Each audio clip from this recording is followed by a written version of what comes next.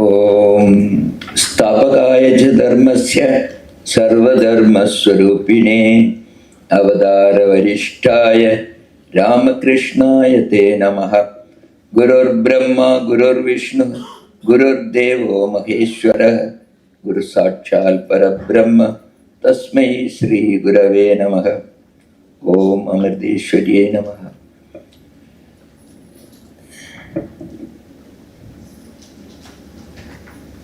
இங்கே அமர்ந்திருக்கின்ற துறவியர் பெருமக்களுக்கும் ஆசிரியர்களுக்கும் நிர்வாகிகளுக்கும் அடியேன் அன்பு வணக்கம்.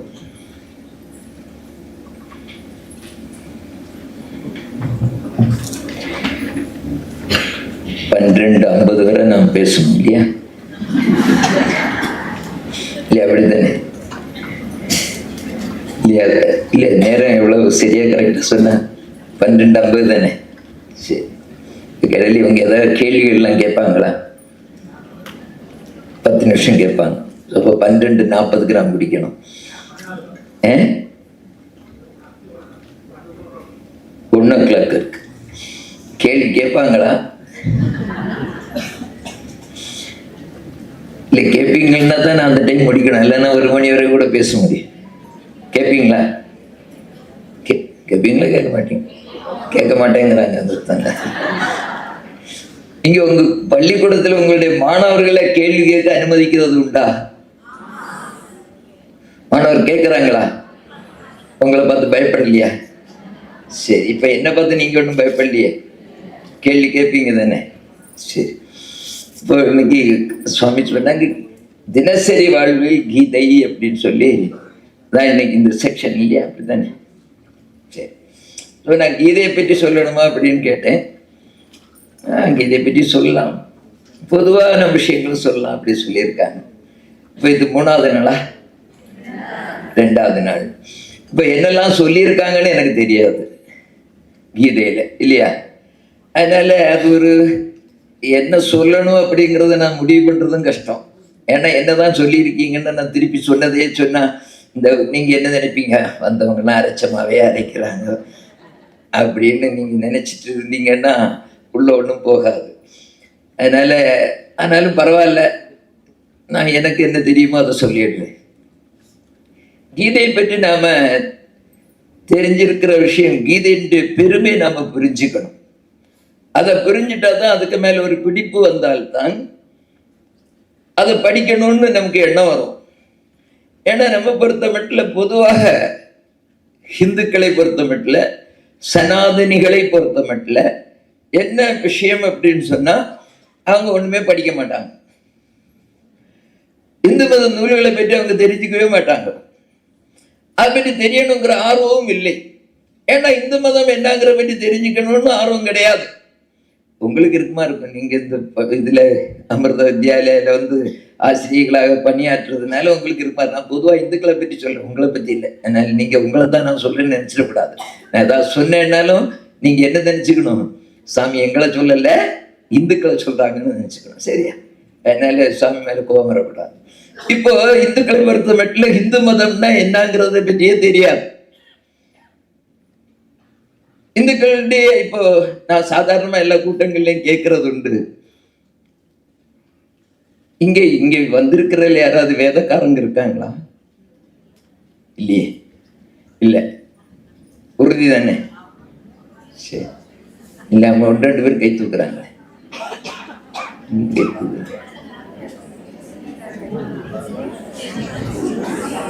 இருக்காங்களா இல்லையா? குழப்பம் ஆரம்பிச்சிட்டு சாமி வந்தாலே குழப்பறதான் வேலை சாமிக்கு. இங்க உறுதியா சொல்றாங்க இல்லைன்னு சொல்லி நீங்க 1-2 பேர் கை தூக்குறீங்க.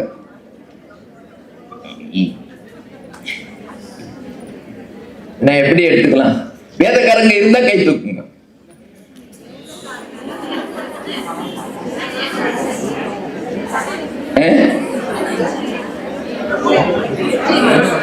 வேதக்காரங்கன்னா என்னன்னு புரியல. வேதக்காரங்கன்னா என்னன்னு புரியல, அதான் முக்கியம்.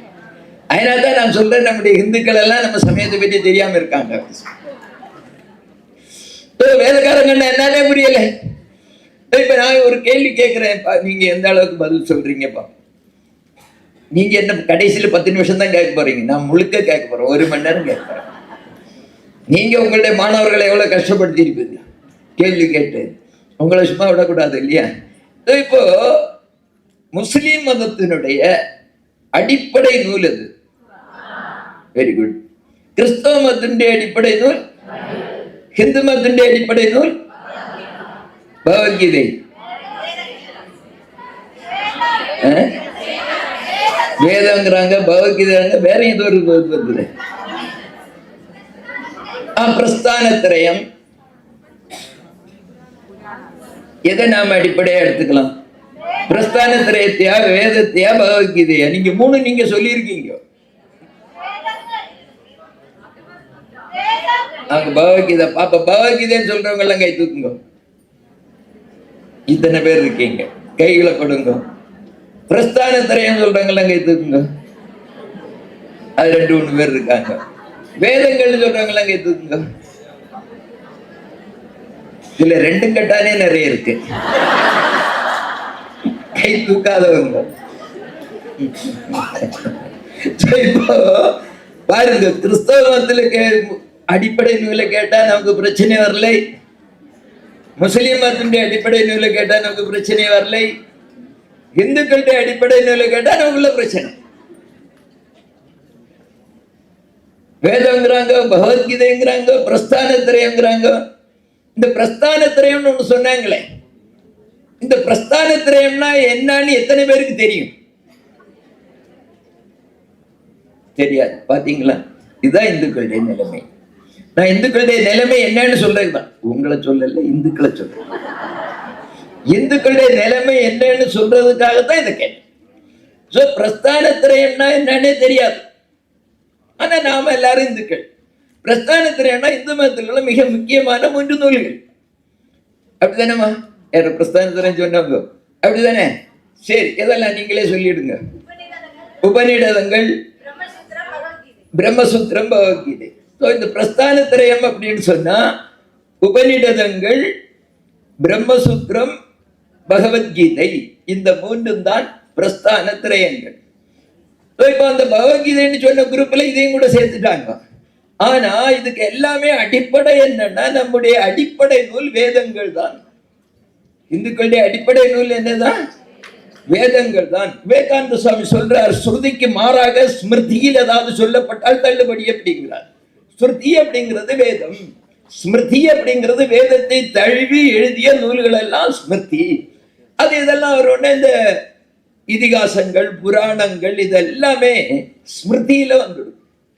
ஸ்ருதி தான் முக்கியம். ஸ்ருதிக்கு மாறாக ஸ்மிருதியில சொல்லி இருந்தால் ஏற்றுக்கொள்ள கூடாதுன்னு விவேகானந்தர் சொல்றார். வேதம் தான் நமக்கு அடிப்படை நூல். நம்முடைய அடிப்படை நூல் அப்படின்னு கேட்டா வேதங்கள் தான். இந்த வேதங்களை தழுவித்தான் இந்த இதிகாச புராணங்கள்லாம் எழுதியிருக்காங்க. இதிகாச புராணங்கள், இப்ப இதிகாசம் இதெல்லாம் ராமாயணம், மகாபாரதம். எது முதல்ல வந்தது? ராமாயணம். ஒரு 24,000 பாடல்கள் பிளஸ். மகாபாரதம் 1,00,000 பிளஸ். உலகத்திலே மிக நீளமான காவியம் அப்படின்னு எடுத்துட்டா மகாபாரதம் தான். 1,00,000த்துக்கு மேல இருக்கு. இந்த 1,00,000 பாடல்களுக்கு மேல இருக்கக்கூடிய அந்த மகாபாரதத்தின் இடையில இருக்கக்கூடிய ஒரு சின்ன பகுதி தான். மொத்தம் எத்தனை பாடல் பகவத்கீதை? 700 பாடல்கள். 1,00,000 பாடல்கள் மகாபாரதம், அதுல 700 பாடல்கள் பகவத்கீதை. ஆனா இந்த பகவத்கீதையில நம்முடைய அடிப்படை நூலாகிய வேதங்கள்ல உள்ள தத்துவங்களுடைய சுருக்கம் பகவத்கீதையில இருக்கு. அதான் பகவத்கீதை சிறப்பு. அதனால்தான் பகவத்கீதையுடைய தியான ஸ்லோகம் உங்களுக்கு எல்லாம் தெரிஞ்சிருக்கும். சர்வோபனிஷதோ காவோ பாட்டு தெரியுமா? தெரியுமா? எத்தனை பேருக்கு தெரியும்? தெரியும்னா நான் எழுப்பி விட்டு கேட்பேன். நீங்க ஸ்கூல்ல உங்க பிள்ளைகிட்ட கேட்பீங்க. எத்தனை பேருக்கு தெரியும்?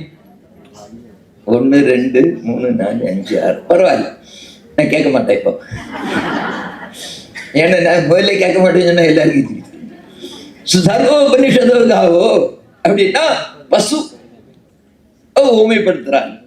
எல்லா உபநிடதங்களும் பசுக்கள். பசு இருந்தா என்ன இருக்கணும்? கன்று இருக்கணும். வேற என்ன இருக்கணும்?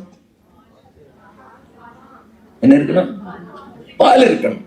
பசு இருந்தா கன்று இருக்கணும், பால் இருக்கணும், வேற என்ன இருக்கணும்? பாலை கறக்கக்கூடிய ஒருத்தர் இருக்கணும், சாப்பிட ஒருத்தர் இருக்கணும். நாம சாப்பிட தயாரா? சாப்பிட தயாரா? நாம சாப்பிட தயாரா இருக்கமா? தயாரா இருக்கீங்க? சரி, அவங்க மட்டும்தான் தயாரா இருக்காங்க, நீங்க எல்லாம் தயாரா இல்லை. இப்ப எல்லாருக்கும் அவருக்கு பால் கொடுங்கன்னா வேண்டாம் சொல்லிடுவீங்க.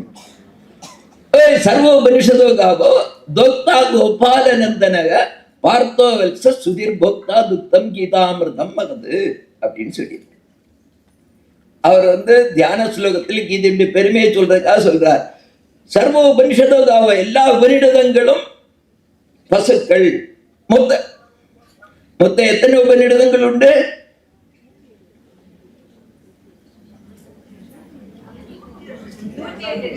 இல்லை, 1180 உபநிடதங்கள் உண்டு. அதுல 108 உபநிடதங்கள் தான் இன்னைக்கு நம்ம கையில கிடைச்சிருக்கு. மற்ற உபநிடதங்கள்லாம் என்ன ஆச்சுன்னா இருந்தது இல்லாம போயிடுச்சு. எப்படி இல்லாம போச்சு? யாரும் அப்படி கவலைப்படல, படிக்கல. படிச்சு ஞாபகம் வச்சிருந்தா இருந்திருக்கும். புத்தக வடியில ஏற்று வடியில இருந்தது. அந்த காலத்துல ஏற்று வடிவில பல பல்கலைக்கழகங்கள்ல இருந்த அந்த ஏடுகளை எல்லாமே நம்மை ஆக்கிரமிக்க வந்தவர்கள் என்ன பண்ணிட்டாங்கோ, மொத்தமா எரிச்சாங்க. பல மாதங்கள் நின்று எரிந்தது நம்முடைய நூல் நிலையங்கள். இப்ப மேற்குவங்காளத்துல எரிக்கிறாங்களே, அதே மாதிரி. அதனால நமக்கு நிறைய நஷ்டப்பட்டு போச்சுது. ஆனா இப்போ நம்ம கையில கிடைச்சிருக்கிறது 108. அந்த 108ல நம்முடைய வழக்கத்துல இப்ப இருக்கிறது 10 உபநிடதங்கள். அந்த 10 உபநிடதங்கள் ஏன் வழக்கத்தில் இருக்குதுன்னா, இந்த 10 உபநிடதங்களுக்கு தான் ஆச்சாரியர்கள் விளக்கம் எழுதி இருக்கிறார்கள்.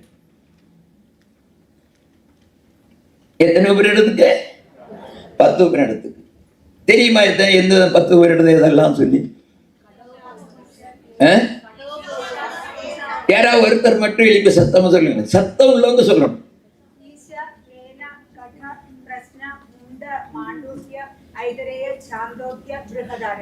9 இருக்கு. சரி, இந்த 10 உபநிடதங்கள் கை கட்டுறீங்கன்னா என்ன அர்த்தம்னா எங்களுக்கு தெரியாதுன்னு அர்த்தம். அமிர்த வித்யாலயத்தில் உள்ள ஆசிரியர்கள் தெரியாம இருக்கக்கூடாது. இது சரியா? இனிமேலாவது படிச்சுக்கணும். இப்போ இந்த 10 உபநிடதங்கள் ஏன் வந்தது, எதனால நிலவில் இருக்குது அப்படின்னு சொன்னா, ஆச்சாரியர்கள் என்ன பண்ணியிருக்காங்க, விளக்கம் சொல்லியிருக்காங்க. இந்த ஆச்சாரியர்கள்னா யாரு? யார் ஆச்சாரியர்கள்னு சொல்லுவாங்க? சங்கராச்சாரியார் ஏன் ஆச்சாரியர்னு சொல்றாங்க? ஆச்சாரியர்னு சொல்லணும்னா முன்னாடி ஒரு விதி இருந்தது. பிரஸ்தானத்திரயத்திற்கு யாரு விளக்கம் எழுதினார்களோ அவர்கள் தான் ஆச்சாரியர்கள். பிரஸ்தானத்திரயத்துக்கு விளக்கம் எழுதியவர்கள் தான் ஆச்சாரியர்கள். பிரஸ்தானத்திரயம் முதல்ல சொல்லிட்டாங்க. இதெல்லாம் உபனிஷதங்கள், பிரம்மசூத்திரம், பகவத்கீதை, இந்த 3க்கும் விளக்கம் எழுதியவர்கள் எல்லாம் ஆச்சாரியர்கள். சங்கராச்சாரியார் நமக்கு தெரியும். வேற ஏதாவது ஆச்சாரியர் பேர் சொல்லுங்களேன். மத்வாச்சாரியார், ராமானுஜாச்சாரியார், ஸ்ரீதராச்சாரியார், வல்லபாச்சாரியார், நிம்பார்கர், நிறைய இருக்காங்க. சரி, இப்போ இந்த ஆச்சாரியர்கள் நமக்கு விளக்கம் எழுதினவங்க மட்டும்தான் நமக்கு என்ன தெரியுது, அந்த புத்தகத்தினுடைய அந்த உபனிஷத்துல என்ன கருத்து சொல்லி இருக்குன்னு தெரியுது. ஏன்னா வெறுமனே நாம உபனிஷத்தை படிச்சோம்னா நமக்கு அது புரியாதுன்னு சரியாக புரிந்து கொள்ள மாட்டோம். ஒரு சாஸ்திரத்தை புரியணும்னா அதற்குன்னு சில விஷயங்கள்லாம் இருக்கு. அதை பத்தி இங்க சொன்னாங்களா என்னன்னு தெரியல. நம்ம கீதையை புரியறதுக்கு முன்னாடி கீதையை புரியணும்னா என்ன இருக்கணும்னு தெரிஞ்சுக்கணும். சாதனா சதுஷ்டயம் அப்படின்னு இருக்கு. சொல்லிட்டாங்களா இங்க? இல்ல, அது சொல்லலாம் இல்லையா? எனக்கு இதை பத்தி நிறைய சொல்லியிருப்பாங்க. முதல்ல இது தெரியணும்னா, படிச்சு புரியணும்னா என்ன தெரிஞ்சுக்கணும்னு தெரிஞ்சுக்கும்.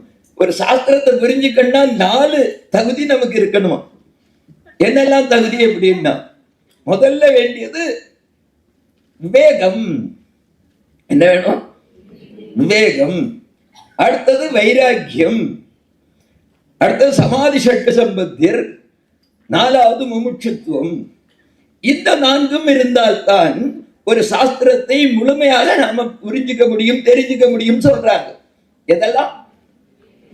வேகம், வைராக்கியம், சமாதி சட்க சம்பத்தியர், முமுட்சுத்துவம். இந்த 4ம் இருக்கணும். இந்த 4ம் என்னன்னே தெரியாது, இருக்கான்னு எப்படி கண்டுபிடிக்கிறது? விவேகம்னா என்ன? விவேகம் சொல்லியாச்சுன்னா சங்கராச்சாரிய சொல்ற நித்திய அனித்திய வஸ்து விவேகம் அப்படின்னு சொல்றார். எது நித்தியமானது எது அனித்தியமானது என்பதில் தெளிவு. இந்த உலகத்துல எது நித்தியமானது? ஏதாவது ஒன்று சொல்லுங்க. நித்தியமானது சொல்லி. கடவுள் நித்தியமானவர், ஒத்துக்க வேண்டியதான். வேற அரே ஆத்மா. சரி, எந்த ஆத்மா? பரமாத்மா. அவர் தான் கடவுள்னு சொல்லிட்டார். இப்ப போல கடவுளை பற்றியே நம்ம தெரிஞ்சுக்கணும். கடவுள் யாருங்கிறத பற்றி நமக்கு தெளிவு வேணும். கடவுளை பற்றி தெளிவு இருக்கா நமக்கு? மொத்தம் இந்து மதத்துல எத்தனை கடவுள் இருக்கு? ஒரே கடவுள் தான். மாற்றில்லையே, திருப்பி மாத்தி சொல்லக்கூடாது. ஒரே கடவுள் தானே? எஸ். சரி, அந்த கடவுள் யார்? பரமாத்மா. சிவன் கடவுள் தானா? விஷ்ணு கடவுள் தானா? முருகன், கணபதி, தேவி, சொல்லமாடர், வண்ணாறுவாட, நீங்கள்லாம் எஸ் நோயா? எஸ். அப்பா, இப்ப நாம எல்லாரும் கடவுள். அதுக்கப்புறம் என்ன வகுப்பு வேண்டி கிடக்கு இல்லையா? இப்போ சரி, இது வேண்டாம் சப்ஜெக்ட். அதுக்கப்புறம் இப்போ கடவுள் ஒருவர் தான். அவர் எப்படிப்பட்டவர் அப்படின்னு சொல்லியாச்சுன்னா எல்லா இடத்திலும் நிறைந்தவர். இதை எல்லா மதங்களும் சொல்லுது. கிறிஸ்தவ மதம் சொல்லுது, முஸ்லிம் மதம் சொல்லுது, எல்லாமே சொல்றாங்க கடவுள் உருவம் இல்லாதவர். ஆனால் எல்லா இடத்திலும் நிறைந்தவர் அப்படின்னு சொல்லல. ஓம்னி பிரசன்ட் சொல்லல, சர்வ வியாபி சொல்லல, எங்கேயோ ஒரு இடத்துல இருக்கார் அப்படி சொல்லுது. நம்முடைய மதத்தினுடைய சிறப்பு எல்லா இடத்திலும் கடவுள் நிறைந்திருக்கிறார். எல்லா இடத்திலும் நிறைந்திருக்கிறார் இல்ல, எல்லாமாக இருக்கிறார். கடவுளை பற்றி நம்முடைய அதாவது முடிவான நம்பிக்கை, இந்து மதத்தினுடைய நம்பிக்கை, அவர்தான் எல்லாமாக இருக்கிறார். சர்வம் ஈஸ்வரன், எல்லாமே கடவுள் தான். கடவுளை தவிர வேற ஒன்றும் இங்கே கிடையாது. அப்ப அந்த கடவுளை பற்றி நாம தெளிவா தெரிஞ்சுக்கணும். அந்த கடவுள் பற்றி சொல்லும் போது மற்ற மதங்கள் சொல்லாத இன்னும் ஒரு விஷயம் சொல்லுது.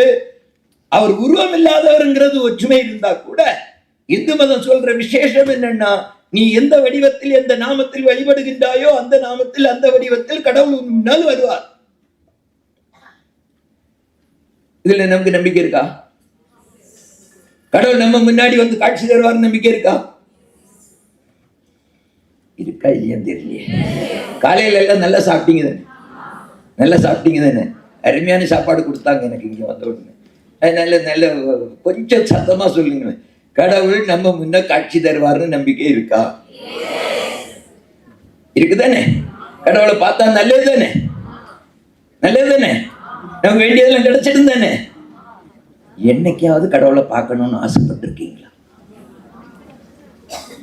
கோவில்ல போய் பிரார்த்தனை பண்ணும் போது கடவுளே நீ எனக்கு காட்சி தான் என்னைக்காவது கேட்டிருக்கீங்களா? எனக்கு நெக்லஸ் வேணும் கேட்டோம், பட்டு சேலை வேணும் கேட்டோம், குழந்தைக்கு அட்மிஷன் வேணும் கேட்டோம், அமிர்த வித்யாலயால எப்படியாவது அட்மிஷன் கிடைக்கணும்னு சொன்னோம், அப்பாயின்மெண்ட் ஆகணும்னு கேட்டோம். என்னைக்காவது கடவுளே எனக்கு காட்சி தான் கேட்டீங்களா? இல்ல. அப்ப என்ன அர்த்தம்? கடவுளை பார்க்கணும்னு உங்களுக்கு ஆசை இல்லைன்னு அர்த்தமா? இல்ல கடவுள் நம்ம முன்னார வருவார் அப்படிங்கிற நம்பிக்கை இல்லைன்னு அர்த்தமா? நீங்களே முடிவு பண்ணி. உள்ள 2 விஷயம் இருக்கணும். உங்களுக்கு கடவுளை பார்க்க ஆசை இல்லாமல் இருக்கணும், அதனால கேட்கல. இன்னொரு விஷயம், கடவுள் முன்ன வருவாருங்கிற நம்பிக்கை நமக்கு இல்லாமல் இருக்கணும். எது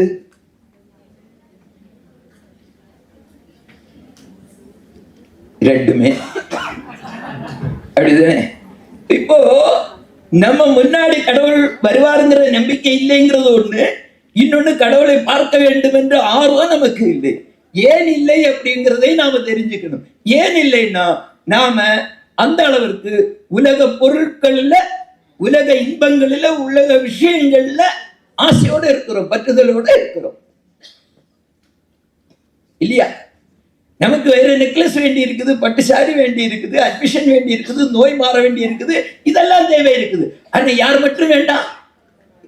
கடவுள் மட்டும் வேண்டாம். கடவுள் அங்க இருக்கணும், நான் கேட்கறதெல்லாம் எனக்கு கொண்டு தரணும். அவர் ஒரு கடைக்காரர் மாதிரி. கடையில போய் ஒரு பட்டியல் கொடுப்போம், என்னென்ன சாமான் வேணும் சொல்லி அவங்க ஒழுங்காக அதை பார்சல் செய்து டோர் டெலிவரி பண்ணணும். பண்ணாட்டா என்ன பண்ணுவீங்க? கடையே மாத்திடுவீங்க.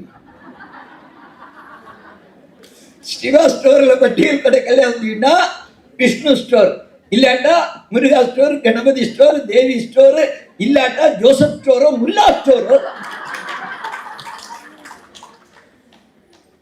அப்படிதான் நாம பண்றோம்.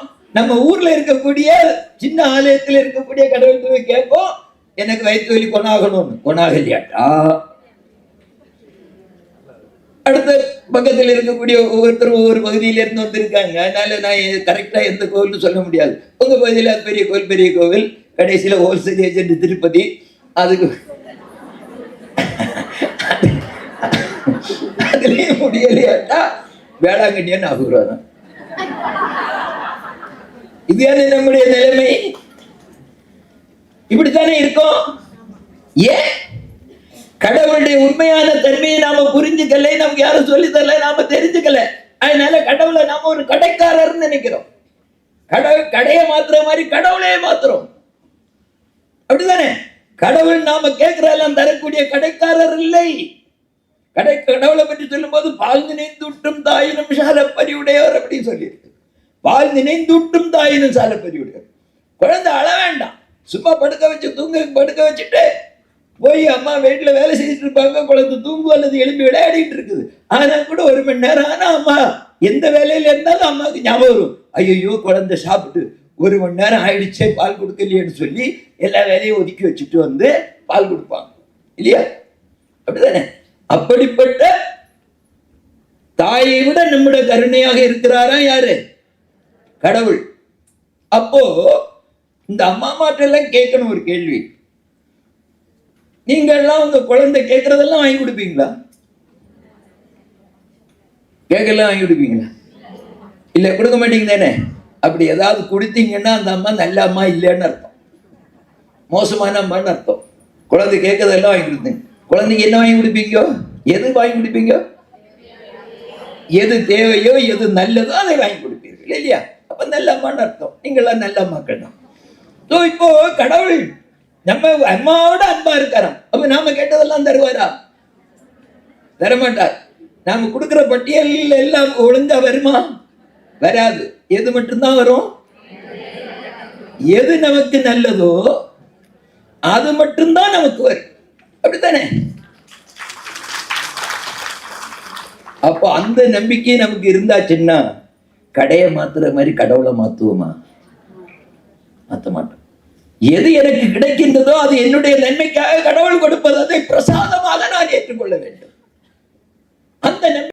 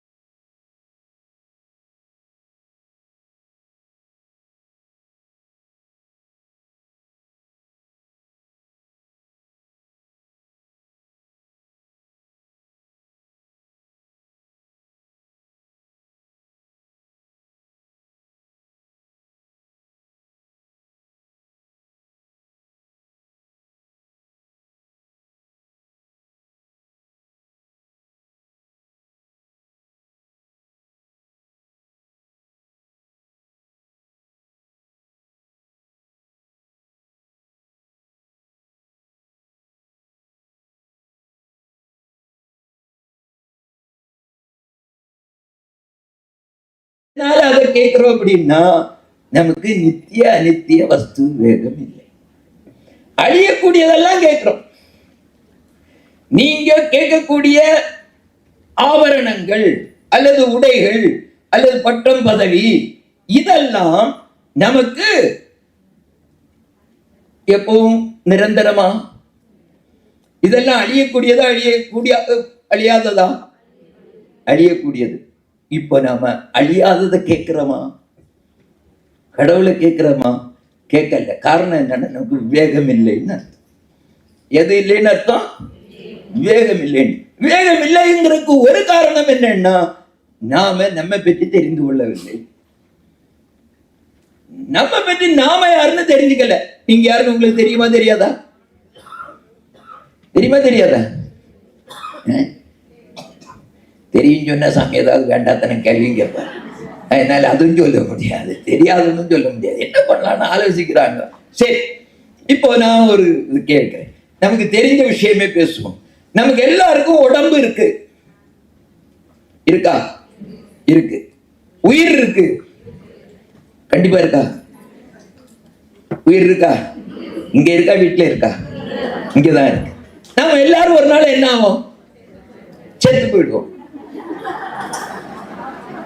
செத்து போறோம்னா சிரிக்கிறாங்க. அவ்வளவு ஆசையா செத்து போறதுக்கு.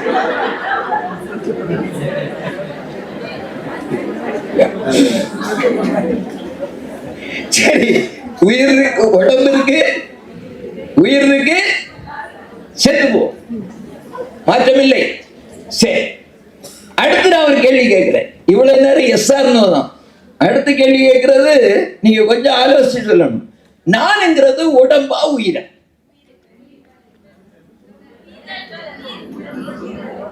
இரண்டும் சேர்ந்தது நீங்க இருந்து ஒரு பதில் வருது.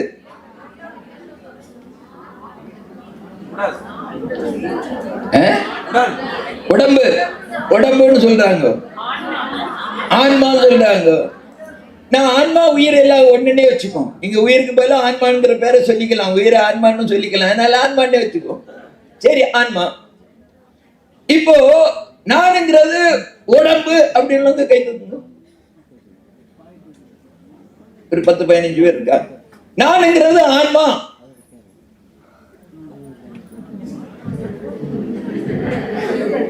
ஐயா ஒரு பதில் சொன்னாங்க, ரெண்டும் சேர்ந்தது அப்படின்னு. நானுங்கிறது ரெண்டும் சேர்ந்தது. இதுக்கு கொஞ்சம் பேர் கை தூக்கிட்டீங்க. இந்த ரெண்டும் கட்டான்னு சொல்லி இப்ப 3 கட்டான்னு சொல்லி கை தூக்காம இருந்தவங்க எல்லாம் கை தூக்குங்க.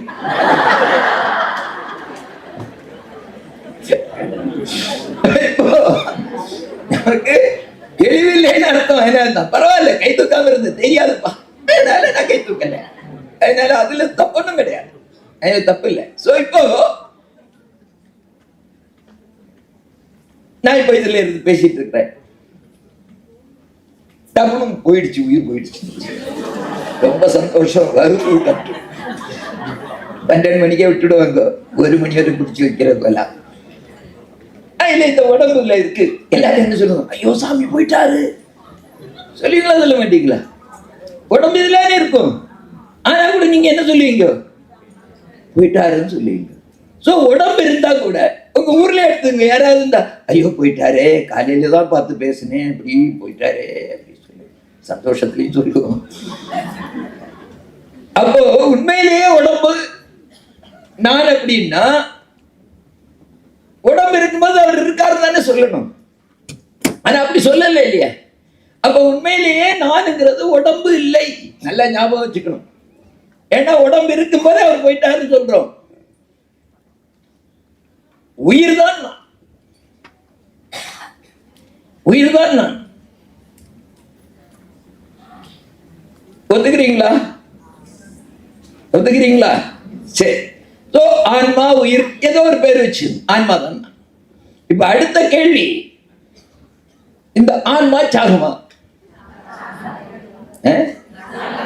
சாகாது. சரி, இப்ப எனக்கு ஒரு ஃபார்முலா.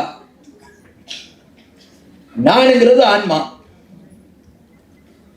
ஆன்மாங்கிற சாகாது. அப்ப நான் சாவனா? அதான் நீங்க எல்லாம் சாவீங்களா?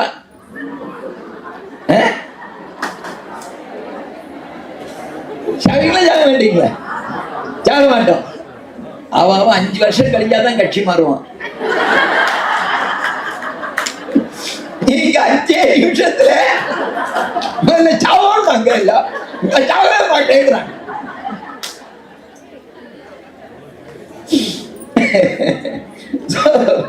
அப்போ நமக்கு மரணம் கிடையாது.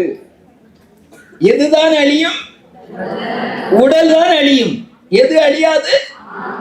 ஆன்மா அழியாது. அதான் நான் அழிய மாட்டேன். அதனால்தான் பகவத்கீதையில கிருஷ்ணன் தெளிவா சொல்றார், நைனன் சிந்தந்தி சஸ்திராணி நைனன் தகுதி பாவ நைச்சைனன் கிளேதேந்தியாவ நோ சோஷேதி மாறுத. என்னை ஆயுதங்கள் வெட்ட முடியாது, தீ எரிக்க முடியாது, தண்ணீர் நினைக்க முடியாது, காற்று உலர்த்த முடியாது. ஏன்? இந்த உடம்பை எல்லாம் பண்ண முடியும். இந்த உடம்பை வெட்ட முடியும், உடம்பை எரிக்க முடியும், உடம்பை நினைக்க முடியும், உடம்பை உலர்த்த முடியும். ஆனால் கீதை சொல்லுது நெஞ்சந்தி சஸ்திராணி சொல்லு. இது கீதையின் பெருமை. இதை நாம புரிஞ்சுக்கணும். நாம் எப்படிப்பட்டவர்கள்? நாம் இந்த உடம்பு இல்ல, ஆத்மா. என்னை எதுவும் பாதிக்காது. இந்த உலக பொருட்கள் எல்லாம் என்னை பாதிக்காது. யாரைத்தான் பாதிக்கும்? உடம்பு தான் பாதிக்கும். அதனால விவேகானந்தர் சொல்றார், someone put garlands on, another kick, say not this frame. உனக்கு யாராவது மாலை கொண்டு போடலாம். இப்ப மாலை கொண்டு போட்டது மாதிரி யாராவது உதைக்கலாம். உதைக்க மாட்டீங்க நம்பிக்கலாம். ஆனா என்ன சொல்ற? 2 நேரத்துல say not, எதையும் சொல்லாது. காரணம் என்னன்னா இது ரெண்டுமே உனக்கு இல்லை. யாருக்கு? this frame, இந்த உடம்புக்கு தான். மாலை போட்டது இந்த உடம்புக்கு தான். யாராவது உதைச்சாலும் இந்த உடம்பு தான். ஒன்றை யாரும் ஒன்றும் பண்ண முடியாது. இந்த தெளிவு நமக்கு வேணும். என்னை யாரும் ஒன்றும் பண்ண முடியாது அப்படிங்கிற தெளிவு. அதனால நம்ம வேண்டுதல் பண்ணும் போது நாம் இந்த உலக பொருட்கள் எல்லாம் கேட்கிறோம். எதனால கேட்கிறோம்னா நம்மை இந்த உடம்பு தான் நம்பிட்டு இருக்கிறதுனால முழுமையாக நம்புகிறோம். நான் இந்த உடம்பு அப்படின்னு சொல்லி அப்படிதான் நம்புறோம். இப்ப சொல்லும் போது நான் ஆத்மாலாம் சொல்லி புரிஞ்சுதுன்னு சொல்றீங்க. இந்த மண்டபத்தை விட்டு வெளியே போனா யாராவது பார்த்துவான் மூக்கு சரியில்லைன்னா அவன் மூக்கம் உடைச்சு இல்லையா? நமக்கு இந்த உடம்பு நான்ங்கிறதுல இருந்து வெளிவாரது அப்படிங்கிறது எளிது இல்லை. ஆனா வரணும். அப்படி வந்தால்தான் நித்தியம் எது அனித்தியம் எதுங்கிற தெரியும். நம்ம அனித்திய வஸ்துக்கள் எல்லாம் வேணும் கேட்கிறோம். இந்த வஸ்துவில எதையாவது கொண்டு போக முடியுமா? 100 பவுன் நகை இருக்கு, கொண்டு போக விடுவாங்களா? கொண்டு போக முடியுமா? கடவுள் தனியாக உங்களுக்குன்னு ஸ்பெஷல் பெர்மிஷன் கொடுத்தாலும் கொஞ்சம் சொந்தக்காரங்க விடுவாங்களா?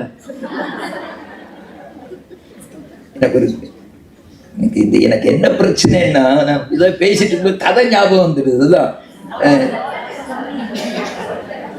சரி, இது ஒரு சின்ன கதை என்னால சொல்லிடுறேன்.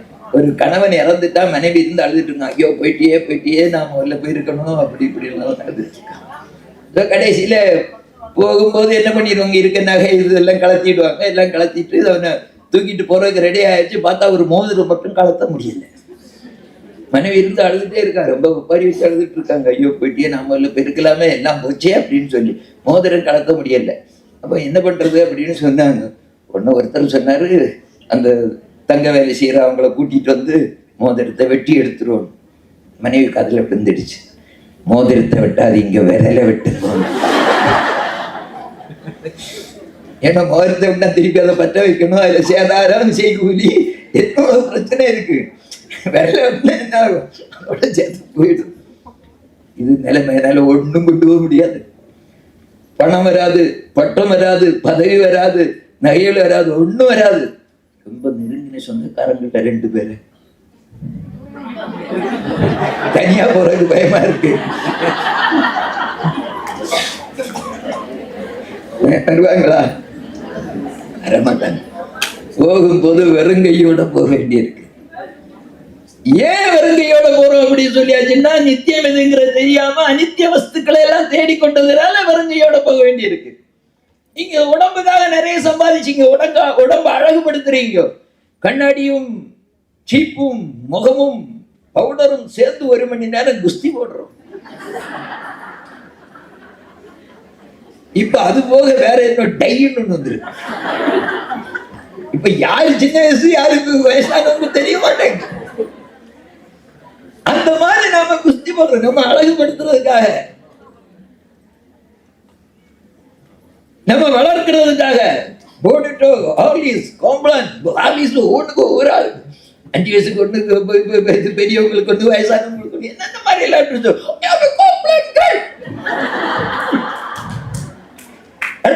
வாங்கி சாப்பிடுறோம். எதே உடம்பு வளர்க்கிறதுக்கு. உன்னை வளர்த்துக் கொள்ள ஏதாவது இந்த கடையிலயா கேட்டு வாங்கி இருக்கியா? நம்மை வளர்த்துக் கொள்வதற்காக, உடம்பு வளர்க்கிறதுக்காக எல்லாம் வாங்கி சாப்பிடுறோம். நம்மை வளர்த்துக் கொள்வதற்கு ஏதாவது முயற்சி பண்ணி இருக்கமா? நாம போகும்போது கொண்டு போறதுக்கு சம்பாதிச்சிருக்கோமா? ஏதாவது 1 கோடி ரூபாய் பேங்க்ல கிடக்குது. போகும்போது பேங்க் மேனேஜர்கிட்ட போய், நான் இப்படி மேல போற ஒரு டிராவலேஷன் செக் கொடு, கிடைக்குமா? இல்ல ஏடிஎம் கார்டு இருக்கு, அங்க கொண்டு சொல்லுவீங்களா?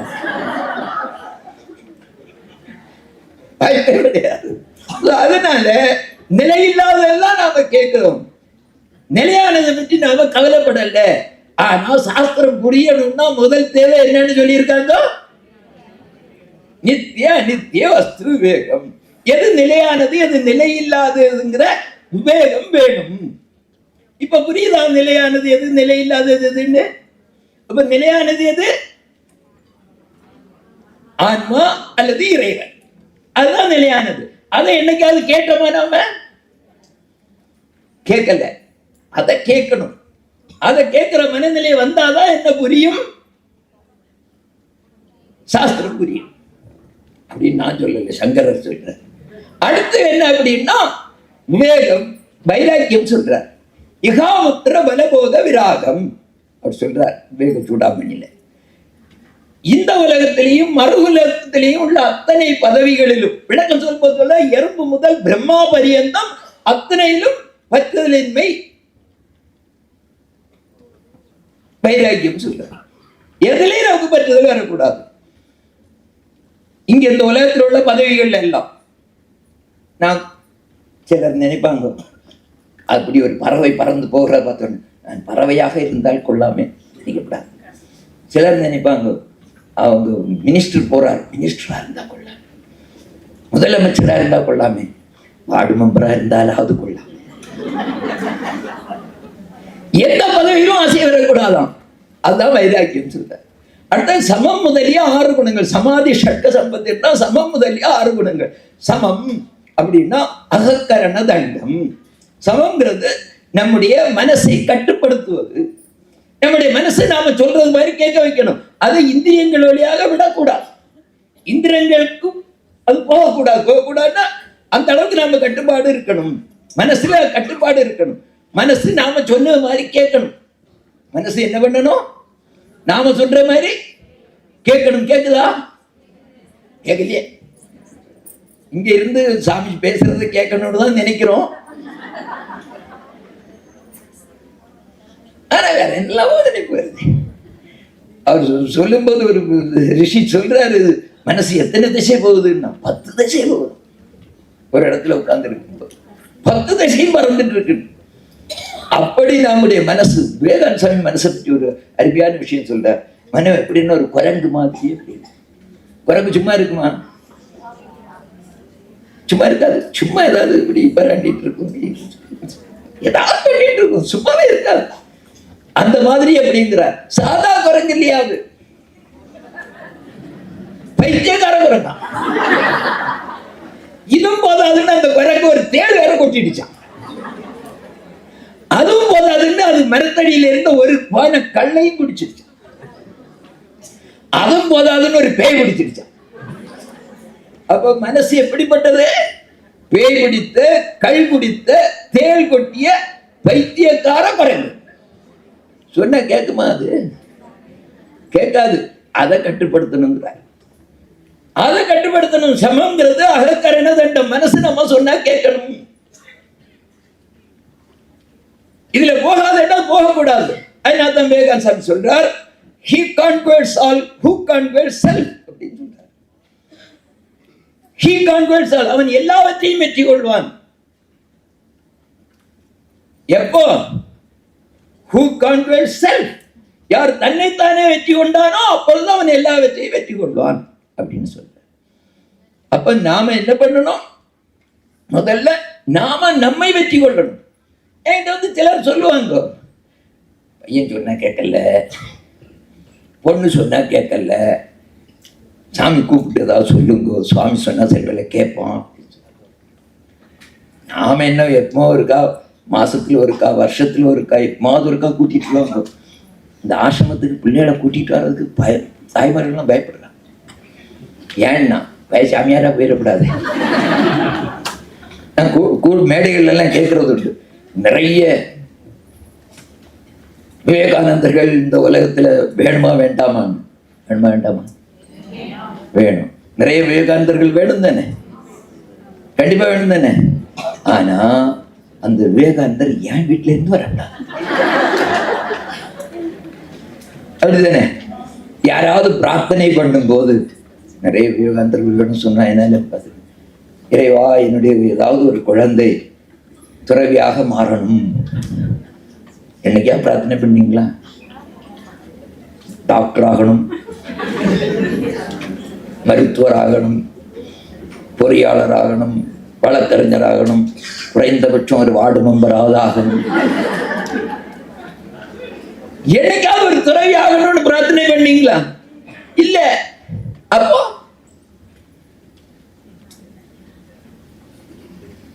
நமக்கு சரி, நான் இப்ப அந்த சுவிட்ச் இப்ப இது ஆயிடும். ஸோ இப்ப நம்ம திருப்பி என்ன வந்தோம்?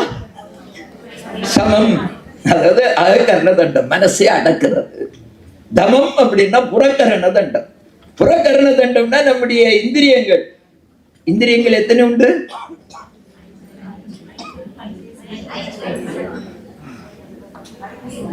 5ங்கிறாங்க, 10ங்கிறாங்க. இதான் நமக்கு ஒரே குழப்பம் இந்து மதத்துல. 5 10 10, அவங்க 5ன்னு சொல்றாங்க. 10 ஞானேந்திரியங்கள் 5, கர்மேந்திரியங்கள் 5. ஞானேந்திரியங்கள் 5, கர்மேந்திரியங்கள் 5. இந்த மனசு எது வழியா போகணும்? இந்த ஞானேந்திரியங்கள் வழியாகத்தான் போகும். அந்த ஞானேந்திரியங்கள்னா இந்த 5 இந்திரியங்கள். இந்த 5 இந்திரியங்கள் தான் நமக்கு உலகத்தில் உள்ள பஞ்சபூதங்களுடைய தன்மையை நமக்கு, அதாவது உலக விஷயங்களை எல்லாம் நமக்கு தெரிய வைக்கிறது இந்த 5 ஞானேந்திரியங்கள் தான். ஞானேந்திரியங்கள் அதை பற்றி விளக்கமா சொல்ல லேசா சொல்லிடுறேன். பிரம்மம் அது அதுவாக இருந்தது, அதுல ஒரு சலனம் ஏற்பட்டது. அப்போ அது ஒரு சப்தம், சலனம் ஏற்பட்டாலே சப்தம் வரும். கையாசைச்சா சப்தம் வருதான்னா வருமா? நமக்கு கேட்கல, அவ்வளவுதான். If there is vibration there must be sound. அதனால சவுண்ட் இருக்க, அது முதல்ல ஆகாய தத்துவம். ஆகாசத்திலிருந்து வாயு வந்தது. வாயுவுக்கு அதனுடைய தன்மாத்திரை என்னன்னா தொடு உணர்ச்சி. அதுல இருந்து அக்னி வந்தது, அது ரூபம், பார்க்க முடியும். இதுக்கு இந்த ஆகாசத்துக்கு வாயுக்கும் பார்க்க முடியாது இல்லையா? ஆகாசத்தையும் வாயு. ஆகாசத்தை பார்த்துருக்கீங்களா? ஆகாசம் பார்த்துருக்கீங்க? ஆகாசம்னா எது? வானம். அப்படி பட்டமா தெரியுது. அது என்ன? நீங்க இல்லையே சொல்றீங்க, அவங்க ஆமான்னு சொல்றாங்க. ஒரே குடும்பத்தில் இப்படி எல்லாம் இருக்க கூடாது. அப்படியே பட்டமா தெரிகிறது என்னமா? வெளியில போய் இருந்து பாத்தீங்கன்னா ஆகாசம் தெரியுதா? தெரியுதான். நீங்க பார்க்க முடியாதுன்னு சொல்றீங்க. அது வானம்ங்கிறது உண்மையிலேயே ஒரு தோற்றம், அப்படி ஒண்ணு கிடையாது. நீங்க ஆகாய விமானத்திலேயோ இல்ல ராக்கெட்லயே போனீங்கன்னா அது அப்படி அது பாட்டு போயிட்டே இருக்கும். கொஞ்ச நேரம் கழிச்சு கீழே கூட ஆகாசம் தெரியும், ரொம்ப ஒரு உயரத்துக்கு மேல போனீங்கன்னா. அது ஆகாசம் இல்லை, அதை வானம் சொல்லலாம். சும்மா ஒரு மித்தியை போய். ஆகாசம்ங்கிறது இது எல்லாமே பஞ்சதசி சொல்லுது, இருக்க இடம் கொடுப்பது ஆகாசம். நமக்கு இருக்கிற இடம் கொடுத்திருக்குது, இந்த உலகம் பூமி இருக்கிறதுக்கு இடம் கொடுத்திருக்கு, சூரியன் இருக்கிற இடத்துக்கு, இப்படி நூற்றுக்கணக்கான சூரியர்கள் இருக்கிறதுக்கு இடம் கொடுத்திருக்கிறது. இப்படி எல்லாமே இந்த பிரபஞ்சத்தில் உள்ள எல்லாமே இருப்பதற்கு இடம் கொடுப்பது ஆகாசம். அது யாரும் இதுவரை அதனுடைய எல்கையை கண்டுபிடிச்சது இல்லை, எல்லை இல்லாதது அது. சோ அந்த ஆகாசத்தினுடைய தத்துவம் அதை யாரும் பார்க்க முடியாது, வாயுவை யாரும் பார்க்க முடியாது. முதல்ல எதை பார்க்க முடியும்? அக்னியை பார்க்க முடியும். அதுக்கு அக்னியிலிருந்து தண்ணீர் வந்தது, தண்ணீரிலிருந்து பிருத்திவி வந்தது, மண் வந்தது. இதுக்கு தன்மாத்திரை இதெல்லாம் விளக்குனா நேரம் அதிலே போயிட்டு நான் அங்க போக விரும்பல. இப்ப இந்த 5 பஞ்சபூதங்களும் நமக்கு தெரிவிப்பதற்காக 5 இந்திரியங்கள். ஆகாசத்தினுடைய சப்தத்தை கேட்கறதுக்கு நமக்கு காது இருக்குது, ஸ்பர்சத்தை உணர்றதுக்கு தோல் இருக்குது. தோல் மட்டும்தான் உணர்ச்சி உடையது. நகமோ பல்லோ முடியோ உணர்ச்சி இல்லாது, அது தொட்டா தெரியாது. தொட்டா தெரியுது அப்படின்னா அந்த முடியை இது பண்ணும்போது அது அங்க போய் தோலப்பட்டதுனால்தான் தெரியுது. அடுத்தது அக்னியை பார்க்கறதுக்கு கண் இருக்குது, நீரை சுவைப்பதற்கு நாக்கு இருக்குது, மனத்தை நுகர்வதற்கு மூக்கு இருக்குது. இந்த 5 இந்திரியங்களும் பஞ்சேந்திரியங்கள் நம்முடைய கட்டுப்பாட்டில் இருக்கணும். பார்க்காத என்ன பார்க்கப்படாது, கேட்காத என்ன கேட்கப்படாது, சுவைக்காத என்ன சுவைக்கப்படாது. அப்படி இருந்தால் யோகேஸ்வரன் அர்த்தம். அப்போ அதுக்கு என்ன அப்படின்னா ஒரு சின்ன ஒரு சோதனை இருக்குதான். அதுக்கு நாக்கை நீட்ட சொல்லணும். நீட்ட சொல்லிட்டு அந்த நாக்கில் கொஞ்சம் சர்க்கரை எடுத்து வைக்கணும். என்னாகும்? கரைஞ்சு போகப்படாது. கரையாம இருக்கன்னா என்ன வேணும்? அது எதனால கரையுது? எச்சில் ஊறுறதுனால கரையுது. சோ நாக்கில் சர்க்கரை வச்சாலும் எச்சில் ஊறக்கூடாதான். நமக்கு சர்க்கரை வைக்காண்டா சொன்னாலே ஊறுவேன். இப்படி கட்டுப்பாடு இருந்தால் அது தமம். திதிக்ஷா அப்படின்னா பொறுமை. உபரதி அப்படின்னா உள்முகமாக நோக்கிறது. ஸ்ரத்தா அப்படின்னா குரு வாக்கியத்திலும் வேத வாக்கியத்திலும் நம்பிக்கை. சமாதானம்னா ஒரு திருப்தி, ஆனந்தம். இது எல்லாவற்றையும் விளக்கினால் நேரமாயிடும். சோ இது சமாதி சட்ட சம்பத்து. இது 6 தகுதிகள். மூன்றாவதாக உள்ள 6 தகுதிகள்: சமம், தமம், திதிக்ஷா, உபரதி, ஸ்ரத்தா, சமாதானம். அடுத்த முமுட்சுத்துவம். முமுட்சுத்துவம்னா என்ன அப்படின்னா முக்தியில வா, மோட்சம் அடைவதற்கு வா. மோட்சமாவது கத்திரிக்காது, நமக்கு என்னது மோட்சம்? நமக்கு வேண்டியது நமக்கு இப்போ இந்த உலகத்துல அப்படி சௌகரியமா இருக்கணும். அப்படிதான் நாம நினைச்சிட்டு இருக்கோம். சாஸ்திரம் தெளிவா புரியணும்னா நாம ஆத்மா, நாம இறைவனில் இருந்து வந்திருக்கின்றோம். விவேகானந்த சாமி சொல்ற அமிர்தஸ்ய புத்ரா அப்படின்னு சொல்றாரு. நீ சாதாரணமானவன் அல்ல, நீ அமிர்தத்தின் குழந்தை, நீ தெய்வத்தின் குழந்தை. உன்னை பாவி என்று அழைப்பது பாவம் அப்படின்னு சொல்றாரு. அந்த இடத்துல நாம போய் சேரணும். அதற்கான அவா இருக்கணும். நான் இனி பிறக்க கூடாது அப்படியா? எல்லாரும் பிறக்கணும்னு நினைக்கிறீங்களா, பிறக்கக்கூடாதுன்னு நினைக்கிறீங்க? எனக்கு இனி இன்னொரு பிறவி வேண்டும், மறுபிறப்பு நான் பிறக்கணும் அப்படின்னு நினைக்கிறவங்க எல்லாம் கேட்டுருங்க. 1-2 பேர் இருக்காங்க, மீதி யாரும் கேட்டுக்கிற மாதிரி தெரியல. சரி, கைக்குள்ள போய் கஷ்டப்படலைன்னு அர்த்தம். பிறவாமை வேண்டும் தான் எல்லாரும் கேட்டிருக்காங்க. சோ அதுல ஆர்வம் இருக்கணும். முமுட்சுத்துவம். இறைவனை அடைந்தால் அது மறுபிறவி இல்லை. நம்முடைய சாஸ்திரத்தில் உள்ள விசேஷம் அது. மற்றவங்க மறுபிறவை பற்றி சொல்லல மற்ற மதங்கள், நம்முடைய மதம் மட்டும்தான் சொல்லுது. மறுபிறப்பை பற்றி, கர்மா தியரி பற்றி. நாம மீண்டும் மீண்டும் பிறப்போம். அவங்க அப்படி இல்லை. அல்டிமேட் கோல் அவங்களுக்கு என்னன்னா நித்திய சொர்க்கம். நமக்கு சொர்க்கம் வந்து ஒரு 5 ஸ்டார் ஹோட்டல் மாதிரி, நரகங்கிறது ஜெயில் மாதிரி. 5 ஸ்டார் ஹோட்டல்ல பணம் இல்லாட்டா வெளியே அனுப்பிடுவான். ஜெயில தண்டனை காலம் முடிஞ்சது வெளியே அனுப்பிடுவாங்க. அதே மாதிரி நமக்கு புண்ணியம் இருக்கிறவர சொர்க்கத்தில் இருக்கலாம், பாவம் இருக்கிறவர் நரகத்தில் இருக்கலாம். அது முடிஞ்சா என்ன பண்ண வேண்டியதுதான்? திருப்பியும் வர வேண்டியதுதான். நமக்கு வாய்ப்பு இருக்கு. திருப்பியும் பிறந்து அதாவது இந்த 10ஆம் கிளாஸ் ஃபெயிலான என்ன பண்ணலாம்? ஏப்ரல் விட்டா அக்டோபர், அக்டோபர் விட்டா ஏப்ரல், திருப்பி எழுதிட்டு இருக்கு. மற்ற மதத்தில் அந்த இது கிடையாது. கிறிஸ்தவ மதத்திலே, முஸ்லீம் மதத்திலே அது கிடையாது. ஒரே ஒரு பிறவி தான். ஒரே ஒரு பிறவியில பிறந்து இறந்துட்டா நல்ல விஜய் தான் எங்க போகலாம்? நித்திய சொர்க்கம். தப்பு பண்ணியிருந்தா நித்திய நரகம். இது நான் சொல்லல, அவங்க சொல்றதுதான். அதுல ஒரு இது விஷயம் இருக்கு. நீங்க கொஞ்சம் புத்திசாலிகளா இருந்தாச்சுன்னா கொஞ்சம் நீங்க பயன்படுத்தி பார்க்கல. ஏதாவது பிரச்சனை தான் என்கிட்ட வரக்கூடாது, நான் சொல்லி வச்சுக்கிறேன். ஒரே ஒரு பிறவிதான் உண்டுன்னு வச்சு, ஒரு குழந்தை பிறந்த உடனே இறந்துன்னு வச்சு, நீங்க எல்லாரும் கொஞ்ச நேரம் உங்களை கடவுள்னு ஒரு போஸ்ட் கிடைச்சிருக்குன்னு வச்சு, பிறந்த உடனே ஒரு குழந்தை இறக்குது. அந்த குழந்தை ஒரு பிறவிதான் உண்டு அப்படின்னா அந்த குழந்தைய நீங்க சொர்க்கத்துக்கு அனுப்புவீங்களா நரகத்துக்கு அனுப்புவீங்களா? எப்படி அனுப்புவீங்க? நீங்க தான் கடவுள் கொஞ்ச நேரம் கற்பனை பண்ணிக்கிட்டுங்க. என்னென்னமோ சில எவ்வளவு இருந்து கற்பனை, வேண்டாத கற்பனை எல்லாம் பண்றோம். கடவுள் கற்பனை பண்ணிப்போம். சொர்க்கத்துக்கு அனுப்புவீங்களா நரகத்துக்கு அனுப்புவீங்களா? சொர்க்கத்துக்கு தான் அனுப்புவீங்க. ஏன்? நீங்க நல்ல கடவுள். ஏன்னா அந்த குழந்தை எதுவும் தப்பு பண்ணல, அதனால சொர்க்கத்துக்கு தான் அனுப்புவோம். ஸோ இப்போ அந்த ஒரு பிறவிதான் உண்டுன்னு நம்புறவங்கள்ட்ட நீங்க போய் சொல்லணும், ஏய் பாத்தியா, குழந்தை பிறந்த உடனே இறந்துட்டுன்னா சொர்க்கத்துக்கு போயிடும், கடவுள் சொர்க்கத்துக்கு அனுப்பிடுவாரு.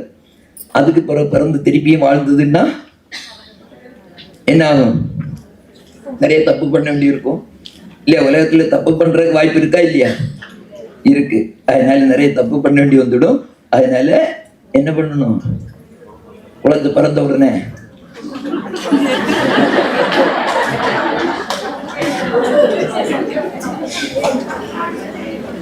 என்ன, நான் ஒன்றும் சொல்லல, நான் ஒண்ணுமே சொல்லல. குழந்தை பிறந்த உடனே இறந்தா சொர்க்கத்துக்கு போகும் சொன்னேன். நீங்க என்ன சொல்றீங்க? குழந்தை பிறந்த உடனே இறந்தா சொர்க்கத்துக்கு போகணும்னா அந்த அம்மா என்ன பண்ணும்? பிறந்த உடனே குழந்தைய அப்படின்னு சொல்றீங்க. சில சொல்லணும் அப்படி குழந்தைய பிறந்த உடனே கொண்டா அது ஒரு பாவம் இல்லையான்னு. பாவம் இல்லை, சொர்க்கத்துக்கு அனுப்பின புண்ணியம் அப்படின்னு சொல்லி பாருங்க. அடிக்கடி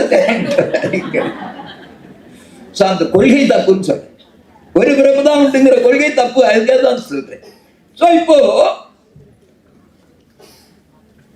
முற்றுத்துவம் நமக்கு வேணும். இந்த நான்கும் இருந்தால் தான் சாஸ்திரம் புரியும் சொல்லி இருக்கு. நாம இங்க எங்க இருந்தோம், எங்க வந்துட்டோம்? சர்வோபனிஷதோ காவல இருந்தோம். சோ பசு உபனிஷதங்கள் கறக்கக்கூடியவர் கிருஷ்ணன். பார்த்தோம் வல்ச ஒரு கண்ணுக்குட்டி வேணுமே, அது அர்ஜுனன். அர்ஜுன் முகாந்திரமாக கறக்குறாங்க. ஒரு கண்ணுக்குட்டியை கொண்டு வச்சு தானே பால் கறப்பாங்க. கண்ணுக்குட்டி செத்தா கூட ஏதோ இதை பண்ணி ஒரு உருவத்தை செய்து வச்சுட்டு கறந்துடுவாங்க. தோத்தா யாருன்னா ஞானிகள். பால் இல்லைன்னா அமிர்தம்.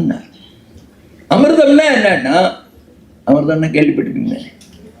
அமிர்தம்னா என்னன்னு தெரியுமா தெரியாதா? அமிர்தம் சாப்பிட்டா என்ன ஆகும்?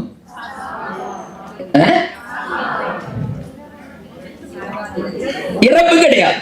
இறப்பு இல்லாத ஒரு நிகழ்வு அமிர்தம். இந்த பாட்டுல சொல்றாங்க கீதா அமிர்தம் மகத்து அப்படின்னு சொல்றாங்க. கீதையாகி அமிர்தம்.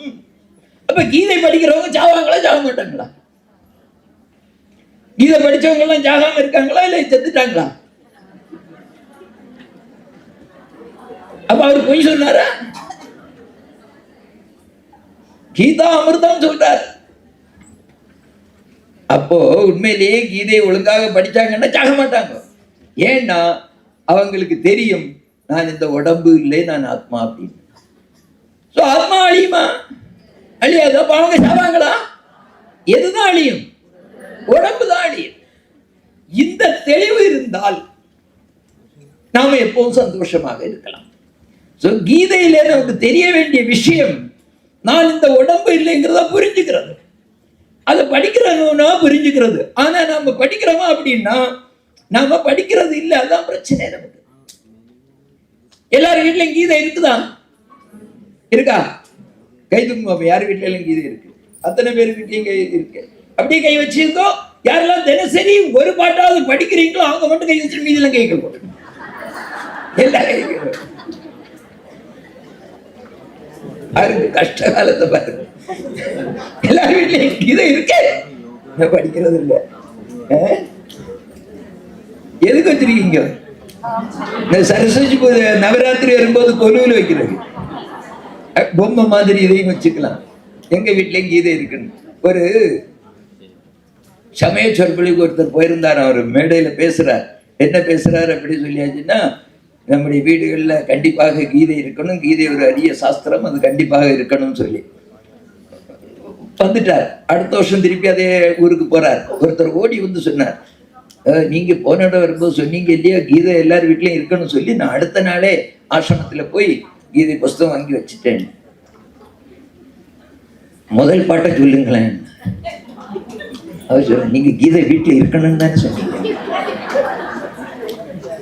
அதே மாதிரி எல்லாரும் கை தூக்குறீங்க, எல்லாரும் வீட்லயும் கீதை இருக்கு, ஆனா படிக்கிறது இல்ல. இருக்கிறது இல்லாத ஒண்ணுதானே அது. படிக்கணும், தினசரி படிக்கணும். ஏன் அப்படின்னு சொன்னா, படிக்கலையாட்டா பாவம் சொல்லி இருக்குது. ஒவ்வொரு ஹிந்துவும் கண்டிப்பாக தினசரி செய்ய வேண்டிய 5 கடமைகள் பற்றி சொல்லி இருக்குது நம்முடைய சாஸ்திரங்கள். தெரியுமா? யாருக்கெல்லாம் தெரியும்? இந்துக்கள் கண்டிப்பாக தினசரி 5 விஷயங்கள் செய்யணும் அப்படின்னு சொல்லி இருக்குது.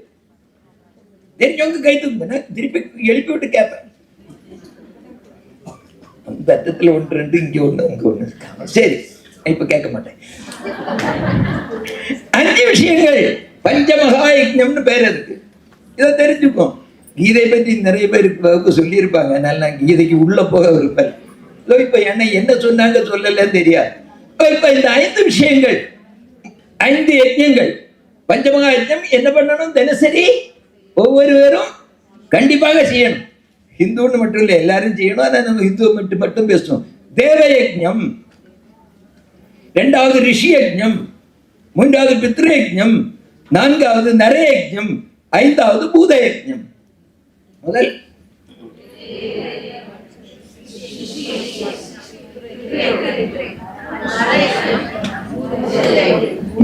தேவயஜ்ஞம், ரிஷி யஜ்ஞம், பித்ரு யஜ்ஞம், நர யஜ்ஞம், பூத யஜ்ஞம். தேவ யஜ்ஞம்னா தினசரி தெய்வ வழிபாடு பண்ணணும். தினசரி என்ன பண்ணணும்? தெய்வ வழிபாடு பண்ணணும். பண்றீங்களா? காலையில எழும்பும் போது இறைவனுடைய நாமத்தை சொல்லிக்கொண்டே எழுப்ப வேண்டும். அப்படித்தானே? சரிங்களா? இன்னைக்கு காலையில எழும்பும் போது யாரெல்லாம் நாமம் சொல்லிட்டே எழுந்துனீங்க? போய் சொல்ல மாட்டீங்கன்னு நம்பிக்கைதான். பரவாயில்ல, பாதி பேரா சொல்லியிருக்கீங்க. பரவாயில்ல, காப்பி ரெடியான்னு சொல்லித்தான் எழுப்பியிருப்போம். காலையில மட்டும் இல்ல, நம்முடைய சாஸ்திரம் என்ன சொல்லுதுன்னா, நீங்க ஒவ்வொருத்தரும் உங்களுக்குன்னு சொல்லி, அல்ல நாம ஒவ்வொருத்தரும் நமக்குன்னு சொல்லி ஏதாவது ஒரு மந்திரத்தை எடுத்துக்கொள்ள வேண்டும். நான் முதல்ல சொல்றேன், கடவுள் ஒருவர் தான், நாமங்கள் பல அப்படின்னு சொல்லி சாஸ்திரம் சொல்லுது. ஏகம் தத் விப்ரா பகதாவதந்தி. அதனால எந்த நாமம் வேணா எடுத்துக்கலாம். ஆனால் ஏதாவது ஒரு நாம நமக்குன்னு இருக்கணும். நம்ம நாமம் ஏதாவது ஒண்ணு இருக்கணும். அப்படி ஒரு நாமம் எல்லாரும் எடுத்து வச்சிருக்கீங்களா? பாருங்க, கால் பங்கு தான் இருக்கு, நமக்குன்னு எடுத்துக்கணும். முன்காலங்கள்ல ஒவ்வொரு கிராமத்திலையும் ஒரு குரு இருந்தார், மந்திர தீட்சை கொடுப்பார். அந்த மந்திரத்தை அவங்க தினசரி சொல்லுவாங்க. குறைந்தபட்சம் 108 தடவை மந்திரத்தை சொல்லிட்டு தான் நம்முடைய தினசரி வாழ்க்கையை ஆரம்பிக்கணும். இது நம்முடைய சாஸ்திரம் சொல்றது. அதனால எழும்பும் போது இறை நாமத்தை சொல்லிட்டு எழும்பணும். காலை கடன்கள்லாம் முடிச்சு உடல் சுத்தி பண்ணிட்டு உட்கார்ந்து ஒரு இடத்துல உட்கார்ந்து இறைவனுடைய நாமத்தை 108 தடவை சொல்லணும். மாலை வேளையில சாப்பிடும் போது நினைச்சிட்டு சொல்லணும், ஒவ்வொரு தடையும் சொல்லணும். எப்ப வெளியில போகும்போது சொல்லணும், எப்பெல்லாம் நேரம் கிடைக்குதோ அப்பெல்லாம் சொல்லணும். நான் சாதாரணமா சொல்றது, தினசரி 1000 ரூபாய் சம்பாதிக்கிறவன் தினசரி இறை நாமத்தை 10 தடவை தான் சொன்னான்னா, தினசரி 100 ரூபாய் சம்பாதிக்கிறவன் இறை நாமத்தை தினசரி 1000 தடவை சொன்னான்னா பணக்காரன் அவன் தான். நாம அதிகம் சொல்றோம். ஏன்னா அந்த புண்ணியம் அவனோட வரும். இந்த சம்பாதிச்ச பணம் பேங்கிலேயே கிடக்கும். அப்ப யாரு பணக்காரன்? நம்மோட கொண்டு போறதானே நல்லது. அதனால தினசரி இறை நாமம் எவ்வளவு முடியுமோ, பஸ் காத்திருக்கும் போது, பஸ்ல பிரயாணம் பண்ணும்போது, எங்கெல்லாம் போறோமா எல்லா நேரமும் சொல்லிட்டே இருக்கணும். மாலை வேளையில விளக்கேற்றி நாமம் சொல்லணும். இரவு தூங்க போகும்போது சொல்லணும். அப்படி இறை நாமம் சொல்லணும். எந்த நாமம் சொல்லணும்? ஏதாவது ஒரு நாமம் நமக்குன்னு எடுத்துக்கணும். இன்னைக்கு சிவசிவா சிவசிவா சிவசிவான்னு 108 தடவை சொன்னேன். வெளியில போனப்ப எந்த வீட்டுக்காரையும் திட்டி விட்டான். அதனால நாளைக்கு கிருஷ்ணா கிருஷ்ணா கிருஷ்ணா கிருஷ்ணா மாத்தப்படாது. கடையை மாத்திர மாதிரி கடவுளை மாத்தாதீங்க, நாமத்தை மாத்தாதீங்க. ஒரு நாமம் எடுத்தாலும் உயிருள்ளவரே அந்த நாமம் தான். இது தேவ யஜ்ஞம். ரிஷி யஜ்ஞம் அப்படின்னா ரிஷிகளை வழிபடுறது, அவங்க ஒன்றும் ஓட்டோ ஒன்றும் கட் அவுட் ஒன்றும் வச்சுட்டு போகலை. அவர்களுடைய இயற்றிய நூல்களை வாசிப்பது, ஏதாவது ஒரு ஆன்மீக நூலே வாசிக்க வேண்டும். நன்னூல் ஓதுதல் அப்படி தினசரி பண்ணணும்னு நம்முடைய சாஸ்திரம் சொல்லுது. செய்யாட்டா பாவம் சொல்லுது. நான் என்ன எல்லாருக்கும் என்ன சொல்றேன்னா, இரவு சாப்பிட்டு விட்டு தூங்க போகும் முன்னாடி வீட்டில் உள்ள எல்லாரும் உட்கார்ந்து கொஞ்ச நேரம் ஏதாவது ஒரு ஆன்மீக நூலை படிங்க. பித்ருயஜ்ஞம்னா நம்முடைய முன்னோர்களுக்கு சாத்தம் தர்ப்பணம் இதெல்லாம் பண்றது. அது மட்டும் இல்ல, உயிரோடு இருக்கக்கூடிய மாமனார் மாமியார் அம்மா அப்பா பாட்டா பாட்டி இவங்களுக்கெல்லாம் தொண்டு செய்வது, இது பித்ருயஜ்ஞம். நரயஜ்ஞம்னா நம்முடைய சுத்தி இருக்கிற நம்முடைய கிராமத்தில் இருக்கக்கூடிய நம்முடைய பக்கத்து வீட்டுக்காரங்களுக்கு உதவி பண்றது. எனக்கே யாராவது உதவி பண்ணுவாங்களான்னு இருக்கேன். நான் போய் பக்கத்தில் போய் எப்படி உதவி பண்றேன்னு நினைக்கலாம். உதவி பண்றதுக்கு பணம் வேணும்னு இல்லை, மனசு இருந்தா நான் போய் ஒரு ஆறுதல் வார்த்தை சொல்லலாம் தானே. அப்படி சொல்றீங்களா? உங்க பக்கத்து வீட்டுல யாருக்காவது ஒரு துன்பம் வந்துன்னா போய் ஆறுதல் சொல்லணும்னு சொல்லி சாஸ்திரம் சொல்லுது. சொல்றீங்களா? நீங்களா ஆலோசிச்சு பார்த்துங்க. சொல்லுங்க. இனி தினசரி ஒரு வீட்டுக்காவது போய் நோயாற்று இருக்கவங்க, நோயாளியா இருக்கிற வீட்டில் போய் சர்வைபவன் சுகினவை சொல்லி எல்லாரும் நல்லா இருக்கணும், இறைவன் அருளால சீக்கிரம் நோய் கொண்டாகட்டும்னு பிரார்த்தனை பண்ணுங்க. அந்த பழக்கம் வரட்டும் நம்முடைய ஒவ்வொரு கிராமத்திலையும். நீங்க தொடங்கி வைங்க. நீங்க உங்களோட சேர்ந்து ஒரு 4-5 பேரை சேர்த்துக்கீங்க. உங்க ஊர்ல யாருக்காவது ஒரு துன்பம் வந்துன்னா நீங்க அந்த வீட்டுல போய் பிரார்த்தனை பண்ணணும். சரிங்களா? அப்படி எவன் எக்காடு போட்டா எனக்கு என்ன, அந்த மாதிரி இருக்கக்கூடாதுன்னு சாஸ்திரம் சொல்லுது. இதான் நிறைய யஜ்ஞம். பூத யஜ்ஞம்னா காக்கா குருவி எங்கள் ஜாதி போட்டு கொடு, ஏதாவது உணவு அப்படின்னு. இந்த 5ம் நாம என்ன பண்ணணும்? தினசரி பண்ணணும். இப்போ நாம நன்னூல் ஓதுவதற்காக தான் இதை சொன்னேன். ஆனா அது மட்டும் இல்லை, இந்த 5மே நாம தினசரி பண்ணணும். கீதை வீட்டில் இருந்தா போதாது, கீதை தினசரி படிக்கணும். செய்வீங்களா? சரி, இது மட்டும் போதாது, நாம படிச்சா மட்டும் போதாது. இந்த விஷயங்கள் நீங்க இங்க அமிர்த வித்யாலயத்துல வந்ததுனால உங்களுக்கு தெரியுது. ஆனா நம்முடைய முன்னோர்கள்லாம் பெரியோர்கள்லாம் என்ன சொல்லியிருக்காங்க? யான் பெற்ற இன்பம் வருகை வையகம். இதை உங்க ஊர்ல உள்ள எல்லாருக்கும் சொல்லுவீங்களா? நீங்க இந்த 3 நாள் உங்களுக்கு கிடைத்த விஷயங்களை நான் மட்டும் வச்சுக்குவேன் அப்படின்னு இருப்பீங்களா? இல்ல உங்க ஊர்ல போய் மற்றவர்களுக்கெல்லாம் எடுத்து சொல்லுவீங்களா? அதுக்கெல்லாம் இந்த நேரம் சீரியல் போயிடுமே. சீரியல் பார்க்க நேரம் இருக்கும். ஆனா நல்ல விஷயங்களை எடுத்தவங்களுக்கு போய் சொல்றதுக்கு நமக்கு நேரம் இருக்காது. நேரம் இல்லைங்கிறதுல காரணம், மனசு இல்லைங்கிறது தான் காரணம். தயவு செய்து நம்முடைய விஷயங்களை நாம படிச்சுட்டு நம்முடைய இந்து மத தத்துவங்களை எடுத்து போய் சொல்லுங்க. எல்லாரும் சொல்றாங்க இந்து மதம் ஒன்றும் அழிக்க முடியாது, சனாதனம் அது அழியாதது அப்படின்னு சொல்லி முட்டாள்தனமா சொல்றேன்னா, சனாதனத்தை அழிக்க முடியாது, சனாதனத்தை அழிச்சிடுவேன் அப்படின்னு சொல்லி ஒருத்தர் சொன்னார். யாருன்னு பேர் சொல்ல நான் விரும்பல, உங்களுக்கு பலருக்கு தெரிஞ்சிருக்கும். பேர் சொல்ல வேண்டாம், தெரியும்லவங்க மட்டும் கை தூக்குங்க. எதுக்காக கை தூக்க சொன்னேன்னா, யாருன்னு சொல்லி பக்கத்துல இருக்கவங்க கேட்டு தெரிஞ்சுங்க. வெளிப்படையா சொல்லி நாம ஏன் பிரச்சனை உண்டு பண்ணணும்? அதனால கேட்டு கை தூக்குனவங்களை பாத்தீங்க இல்லையா, கேட்டு தெரிஞ்சுங்க. சனாதனத்தை அழிச்சுடு அப்படின்னு சொல்லி நான் கேட்கிறேன். சனாதனத்தை அழிக்க முடியுமா அப்படின்னு கேட்டா அழிக்க முடியாது அப்படின்னு நீங்க எல்லாம் சொல்லுவீங்க. ஆனா சனாதனம்னா என்னன்னு தெரிஞ்சாதானே அழிக்க முடியுமா முடியாதா சொல்ல முடியும். சனாதனம்னா என்னன்னு தெரியுமா நமக்கு? சனாதனத்தின் கொள்கைகள் என்னன்னு தெரியுமா? எத்தனை பேருக்கு தெரியும்? நான் திருப்பி கூப்பிட்டு கேட்ப எழுப்பி சொல்றேன். சனாதனம்னா என்னன்னு யாராவது என்கிட்ட கேட்டா, அழிக்க முடியாத இந்து மத கொள்கைகள் எதுன்னு கேட்டா நான் சொல்ல முடியும் அப்படின்னு கை தூங்க. 1 2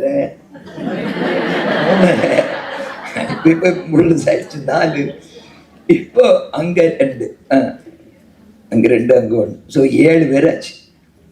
600 பேர்ல 7 பேர் தான் சனாதனம்னா என்னன்னு சொல்ல முடியும். அப்ப நம்முடைய மதத்தை பற்றி யாராவது கேட்டா நமக்கு சொல்ல முடியாது. இதான் நம்முடைய நிலைமை.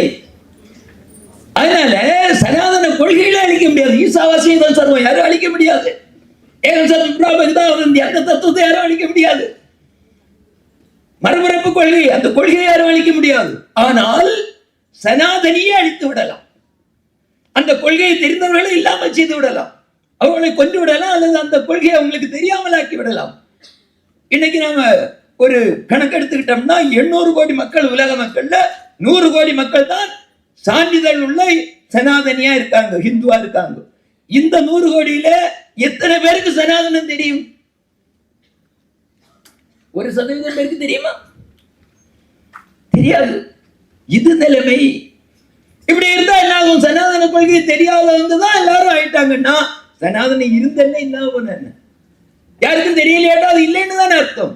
இன்னைக்கு ஆப்கானிஸ்தானத்துல ஏதாவது சனாதனம் இருக்கா? இல்லை, அழிஞ்சிடுச்சாங்க. ஏன்னா அங்க சனாதனம் இல்லை. அதனால நாம சனாதனத்தை நாம அழிய விடக்கூடாதுன்னா அந்த கொள்கைகள் யாருக்கும் தெரியாத ஒரு நிலை வாரதுக்கு நாம அனுமதிக்க கூடாது. அதனால என்ன பண்ணணும்? நாம ஒவ்வொருவரும் சனாதனத்தை பற்றி தெரிஞ்சுக்கணும். தெரிஞ்சுட்டு நிறைய பேருக்கு எடுத்து சொல்லணும். அது இன்றைய காலத்தினுடைய கட்டாயம். அது இல்லைன்னா என்ன ஆகும்னா, மேற்கொங்க எரிஞ்சிட்டு இருக்கு, காஷ்மீர்ல என்ன நடந்துட்டு இருக்கு உங்களுக்கு தெரியும்.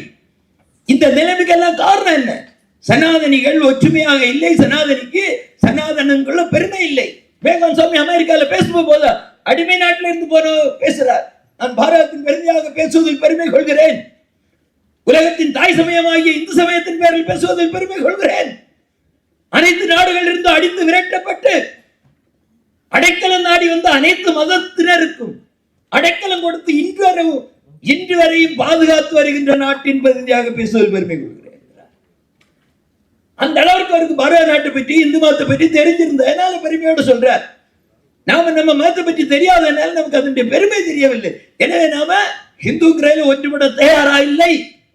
நாம தெரிஞ்சுக்கணும். ஒவ்வொருத்தரும் இந்து மதத்தை பற்றி தெரிஞ்சுக்கணும், கீதையை பற்றி தெரிஞ்சுக்கணும், நம்முடைய சாஸ்திரத்தை பற்றி தெரிஞ்சுக்கணும், நம்முடைய நடைமுறை வாழ்க்கையை பற்றி எந்த அளவுக்கு உயர்வான வாழ்க்கை நிறைய நம்முடைய சனாதனம் நமக்கு சொல்லி இருக்குன்னு தெரிஞ்சுக்கணும்.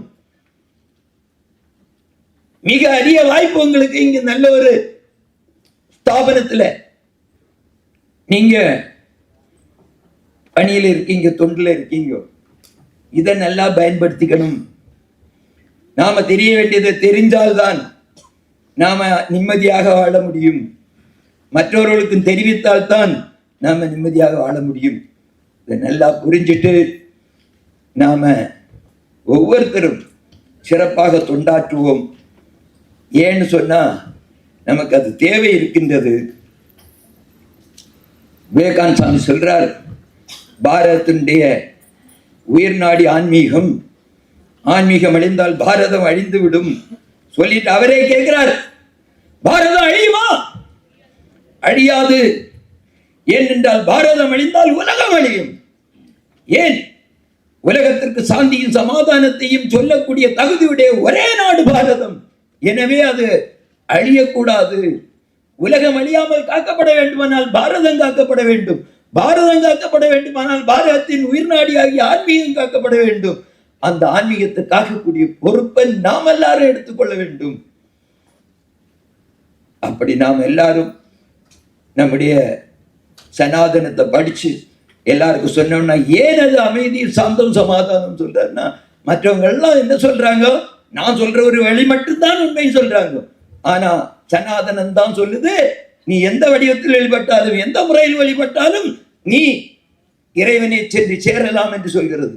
இதுதான் சாந்தியும் சமாதானத்தை கொடுக்கும். நான் சொல்றதுதான் சரி, மற்ற தப்புன்னா சனாதனி அத்தனை இல்லாம போயிட்டான்னு வச்சுக்கோங்க. கடைசியில் என்ன ஆகும்?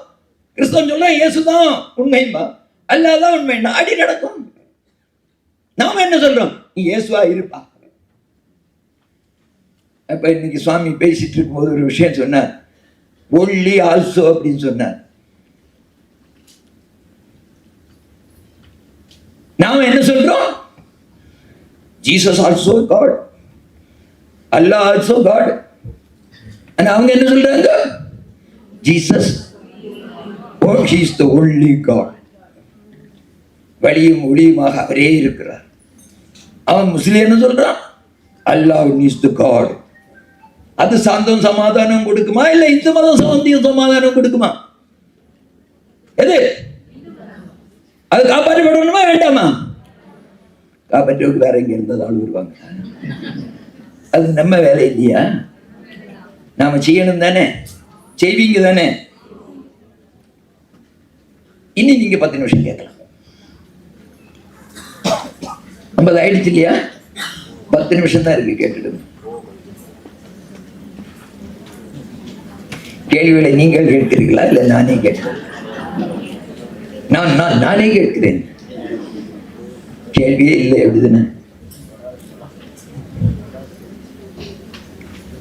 ஒருத்தர் கேட்கிறார், பரவாயில்ல, வீரர் ஒருத்தர் இருக்கார்.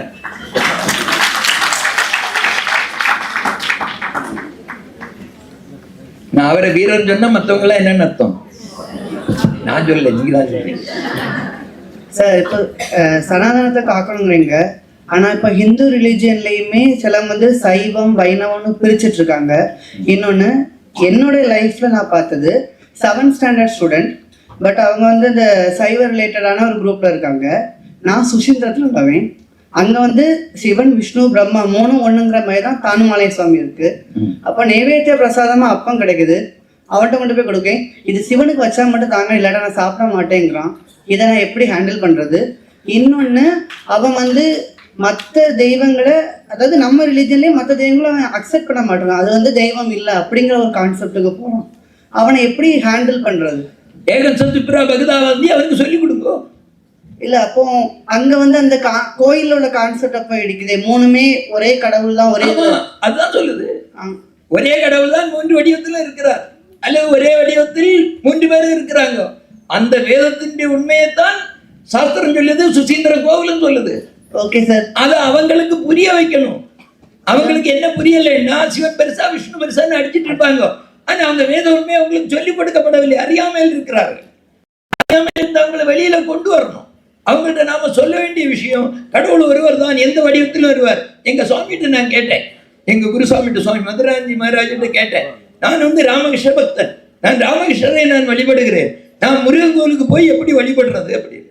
அப்ப சாமி சொன்னாங்க, இது சாமி சொன்னா அந்த ஒரு விஷயத்துக்காக அல்ல, எல்லாருக்கும் தான் பொது நிவேதி. என்னன்னா, ராமகிருஷ்ணர் தான் முருகன் வடிவத்தில் அங்கே இருக்கிறார், ராமகிருஷ்ணர் தான் விஷ்ணு வடிவத்தில் அங்கே இருக்கிறார், ராமகிருஷ்ணர் தான் சிவன் வடிவத்தில் அங்கே இருக்கிறார்.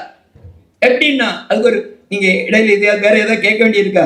நான் இதை மட்டும் விளக்கிடலாம், இங்க ஏதாவது கேட்கணும் கேட்டுருங்க, அதையும் சேர்த்து. இல்ல, உடம்பு உயர்னு 2 சொன்னீங்கல்ல, அதுல நான் திருமூலர் வந்து உடம்பை வளர்க்கும் உபாயம் அறிந்தே உடம்பை வளர்த்தேன் உயிர் வளர்த்தேனேங்கிறாரு. அப்போ உடம்புங்கிறது இம்பார்ட்டனா இல்லையாங்கிற ஒரு கான்செப்ட். உடம்பு இம்பார்ட்டன்ட் இல்லைன்னு சொல்லல, உடம்பு ஒரு கருவி. எதற்காக என்றால் உயிரை வளர்ப்பதற்கான கருவி. உடம்பினுக்குள்ளே உத்தமன் கோயில் கொண்டான் என்று உடம்பினை யான் இருந்து ஓம்புகின்றேனே, புரியுதா? அப்போ உடம்பு எதுக்கான கருவி? உயிரை வளர்க்கிறதுக்கான கருவி. அதை அந்த வகையில் பயன்படுத்தினால் அது சிறந்த கருவி. ஆனா நாம் அந்த வகையில் அதை பயன்படுத்தல. உடம்பு முக்கியம் இல்லைன்னு சொல்லல, ஆனால் உடம்பு ஒரு கருவிதான். எதுதான் முக்கியம்? உயிர் தான் முக்கியம். அதனுடைய முக்கியத்துவத்தை உணர்ந்து கொண்டு என்ன பண்ணணும்? உடம்பை அதற்காக பயன்படுத்தணும். நமக்கு எதுக்கு இந்த உடம்பை தந்திருக்கிறான் பகவான்னா, நீ என்னை தெரிந்து கொண்டு என்னை வந்து அடைங்கிறதுக்காகத்தான் இந்த உடம்பை தந்திருக்கிறான். ஆனா நாம என்ன பண்றோம்? நான் சாதாரணமா ஒரு கதை சொல்றேன் உண்டு.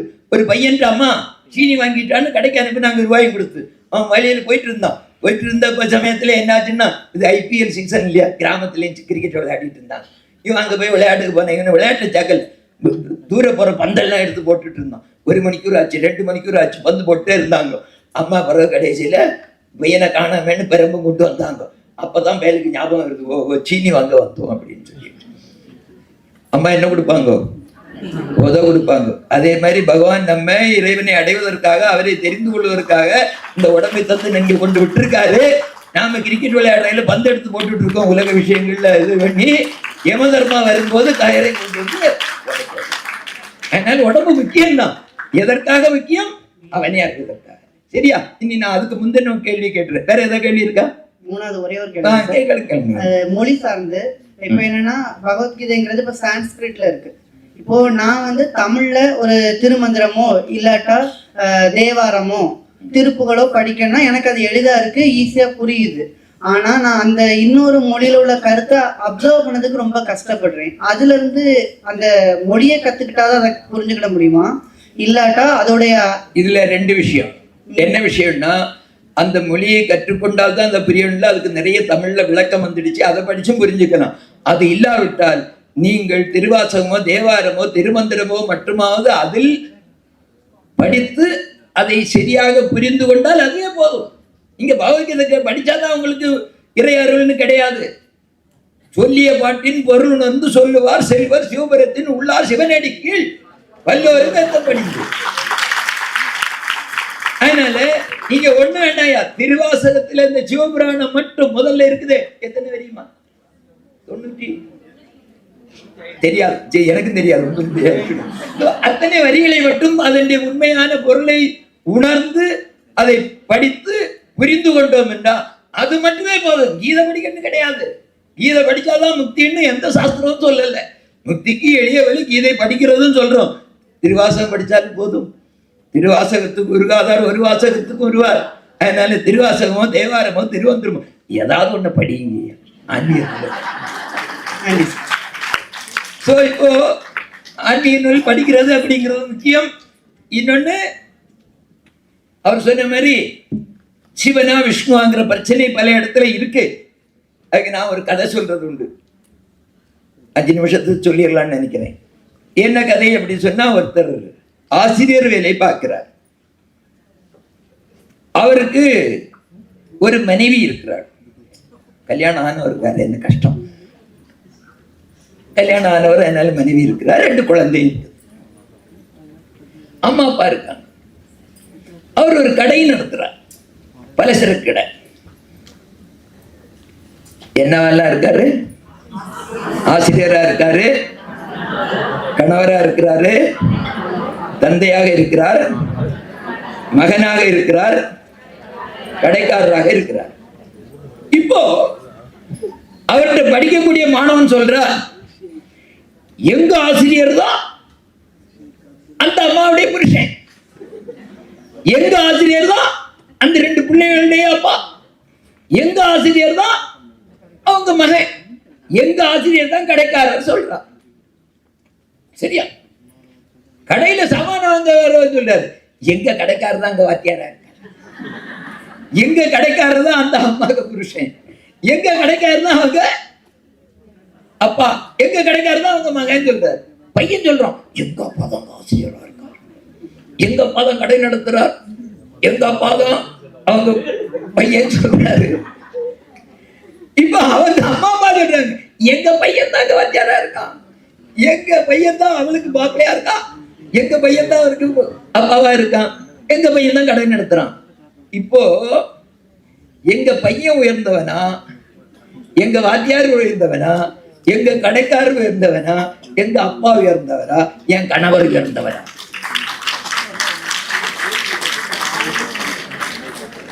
யாரு உயர்ந்தவங்க? இல்ல ஒரே ஆளு தானே. அதுதான் நம்முடைய சாஸ்திரம் சொல்லுது, ஏகன் சத்து விடாபகதாவதந்தின்னு, எங்கும் நிறைந்த பரம்பரை, அது எங்கும் நிறைந்த சக்தி, அது பல வடிவத்தில் வருகிறது. இது எது உயர்ந்தது தாழ்ந்தது? யாராவது சண்டை போட்டாங்கன்னா அறிவிலிகள்னு அர்த்தம், அறியாமையில இருக்கிறார்கள்னு அர்த்தம். அவங்க என்ன பண்ணணும்? அறிவுள்ளவர்களாக மாறணும். ஈஸியா மாற மாட்டாங்க. நீங்க போய் எடுத்து சொல்லணும். சரியா? இனி வேற யார்ட்டையும் கேள்வி இருக்கா? யாரோ ஒருத்தர் எழும்புறாங்க, சொல்லுங்க, சத்தமா சொல்லுங்க. சொல்லுங்க, கேக்குது எனக்கு, சொல்லுங்க, அங்க என்ன சொல்லுங்க. என்ன கேள்வி கேட்டேன்? சரி சரி, பரவாயில்ல. நான் இடையில சொல்லுன்னு நினைச்சேன், பரவாயில்ல. யாராவது கேட்கிறாங்களா அப்படின்னு கேட்கறக்கா தான் சும்மா இருந்தேன். சரி, இப்போ வேலைக்காரர்கள் யாரு? இந்துக்களுடைய அடிப்படை நூல் எது? வேதம். கிறிஸ்தவர்களுடைய அடிப்படை நூல் எது? பைபிள். முஸ்லிம்களுடைய அடிப்படை நூல் எது? குர்ஆன். அதனால யார் யாருக்கு எந்த அடிப்படை நூலை அதை வைத்தானே சொல்லணும். நீங்க கிறிஸ்தவர்களை வேதக்காரர்கள் சொல்லலாமா? சொல்லக்கூடாது. கிறிஸ்தவர்களை என்ன சொல்லணும்? பைபிள்காரன் சொல்லணும். அவங்கள்ட்ட கிடையாது, பைபிள்காரன் சொல்லணும். முஸ்லிம்களை என்ன சொல்லணும்? குர்ஆன்காரன் சொல்லுது. இந்துக்களை என்ன சொல்லணும்?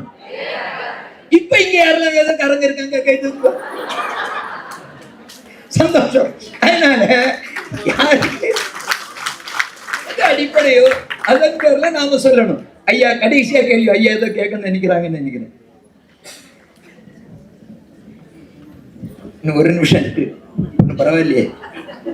நான் இந்த ஆன்மா சொல்றீங்க, அந்த ஆன்மா வந்து உடம்புல இருந்தால் தான் நம்ம சப்போஸ் யாராவது அடிக்கும்போது நம்ம உடம்பு வந்து வலிக்குது. ஆன்மா வெளியே போயிட்டு அந்த உடம்புக்கு வலி தெரியல. ஆமா, தெரியாது. ஆமா. அப்போ அந்த ஆன்மா வந்து இங்கே தான் இருக்குது. இந்த ஆன்மா எப்படி கண்டுபிடிக்கும்? சப்போஸ் எங்கள் தாத்தா எங்கள் பாட்டி இறந்து போனாங்க, இந்த ஆன்மா இங்கே சுற்றிட்டு இருக்கு. அந்த ஆன்மா எப்படி கண்டுபிடிக்கிறோம்? அவங்க அப்பா அம்மா தாத்தா பாட்டி எல்லாம் இங்க சுத்திட்டு இருக்காங்க, அப்படி சுத்த மாட்டாங்க. சாஸ்திரம் சொல்லுது அப்படி சுத்த மாட்டாங்க அப்படின்னு சொல்லி.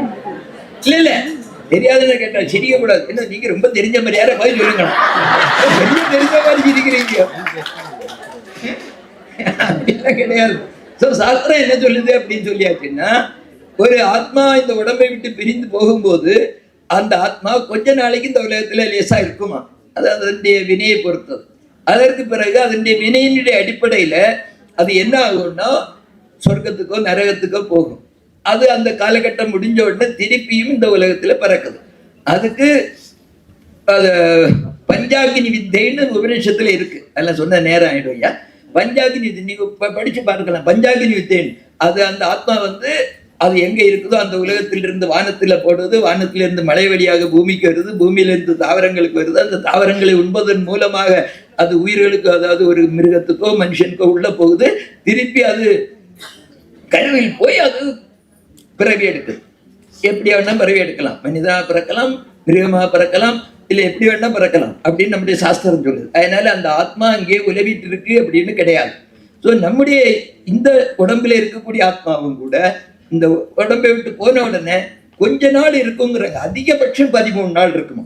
சில ஆத்மாக்கள் மட்டும் நிறைய, அதுக்கு நிறைய விஷயங்கள் இருக்கு, அதெல்லாம் சொன்னா ரொம்ப அதிக நேரம் ஆயிடும். சில ஆத்மாக்கள் மட்டும் பிரகிருதி லீனர்கள் அப்படின்னு அதுக்கு ஒரு இது சொல்றாங்க. அது கொஞ்சம் ஆழமான சப்ஜெக்ட், அதுல போக விரும்பல.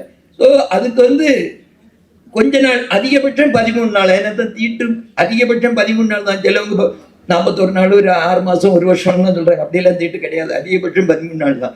ஸோ அது இந்த உலகத்துல இருக்கும். நம்முடைய செயல்களை அது கவனிச்சுட்டு இருக்கோங்களா, அது பிறகு திருப்பி அதுக்கு வினைக்கு ஏற்ப வேறு உலகங்களை அடையும், மீண்டும் போகும். வேறு உலகங்கள்னு சொல்லும் போது அதை சொல்லிடுற ஒரு 2 நிமிஷம் கூட. அது அதாவது வேறு உலகங்கள் சொல்லும்போது எங்கேயோ இருக்கிறது இல்லை. வேகன்சாமி சொல்றார், வேறு உலகங்கள்ங்கிறது ஒரு ஒரு அலைன்னு வச்சுக்கணும். இப்போ நமக்கு ஒரு இந்த டிரான்சிஸ்டர் இருக்குது. ஸோ இங்கேருந்து திருச்சி பிடிக்கலாம், இது இலங்கை பிடிக்கலாம், சென்னை பிடிக்கலாம், நாகர்கோவில் பிடிக்கலாம். ஆனால் ஒரே இடத்துல எல்லா அலைகளும் இருக்குது. அந்தந்த இதில் வைக்கும்போது அது வருது. அதே மாதிரி இன்ன ஒரு அலை வேறுபாடுகளோட இந்த சொர்க்கம், நரகம், வைகுண்டம், அது இதுன்னு சொல்றதெல்லாம் இருக்கிறதுக்கு வாய்ப்பு இருக்கு அப்படின்னு சொல்றாங்க. ஸோ அலைவரிசை வேற. அதனால தான் நம்முடைய ரிஷிகள் என்ன பண்றாங்க, உடனடியாக நான் தேவலோகத்துக்கு போனேன்னா நேர கப்பல் ஏறி இது ராக்கெட் ஏறி எங்க போகணும்னு கிடையாது.